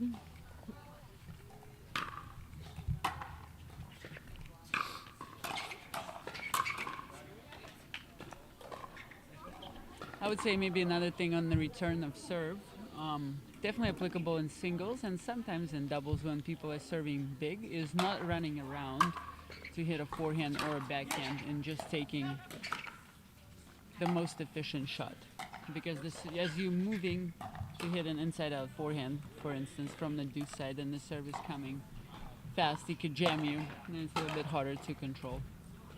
Also, to add a little bit to that, what I find in a lot of pickleball players that didn't play a lot of tennis is that when they're returning, they're also running through the shot, where if you played tennis, you kind of learn to hold your ground and then rotate towards your forehand or backhand, and then kind of like leaning toward that side, hitting the ball, and then coming through.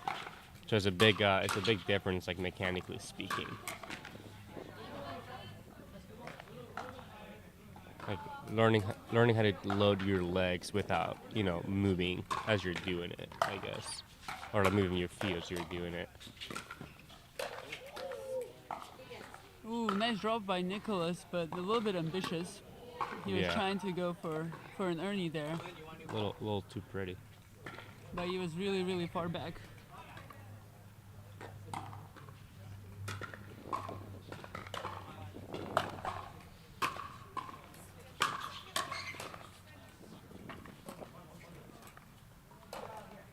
Nice drive there.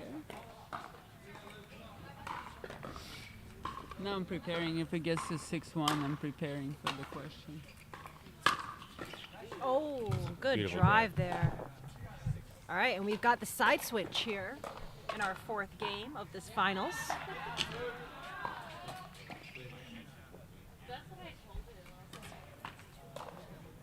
Local pros are in the lead.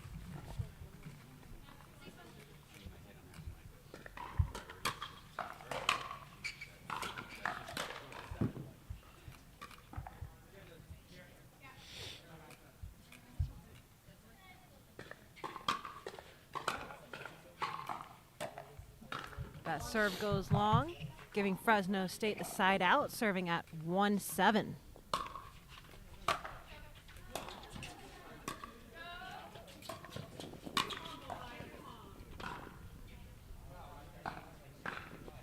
Nice drop shot there.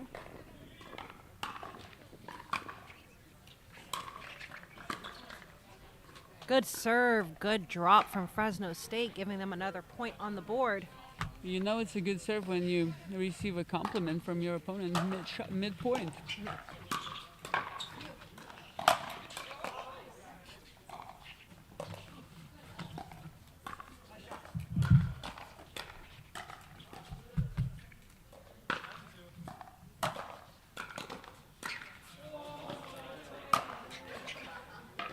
Good. Mia stops halfway. Good idea. Because she knew that third shot is going to come pretty strong.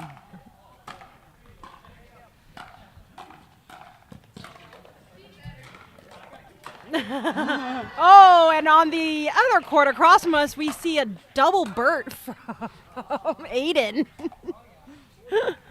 Double Burt. Yeah. That was impressive.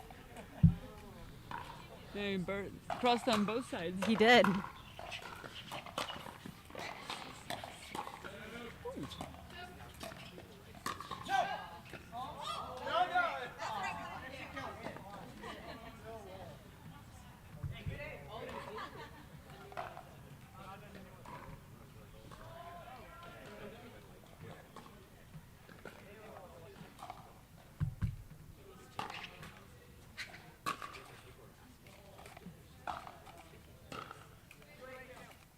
Two 8-2, Fresno State serving.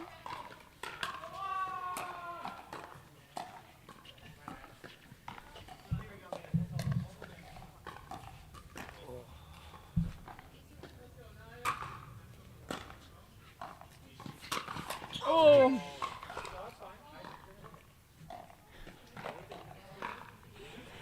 And I think Fresno State hit an out ball there, but we'll never know. For a stick trick. He was. He was trying to make his coach proud. So Irene, I have a very serious question.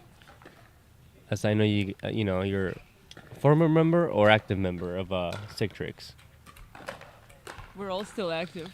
Also active. I am kind of curious as to why I've never gotten the invitation, as I am kind of a creator of a lot of. There we have it, shots. guys. Game, set, match for the local pros, but we would like to congratulate Fresno State for taking home the $1,000 prize money sponsored by Imperial Escrow. They were the official team to get to the finals of this event, official college team, so they get to take home the prize money, so congrats to them. And I want to thank all of our sponsors. I want to thank our commentators here, Jesse Irvin, Irina Tereshchenko, and DJ Young. We've all had such a great time commentating these matches. And I want to thank DUPR for holding this event. And hope everybody has a great day. Thanks for joining us. Thank you, guys. Have a good one. Have a great day, America.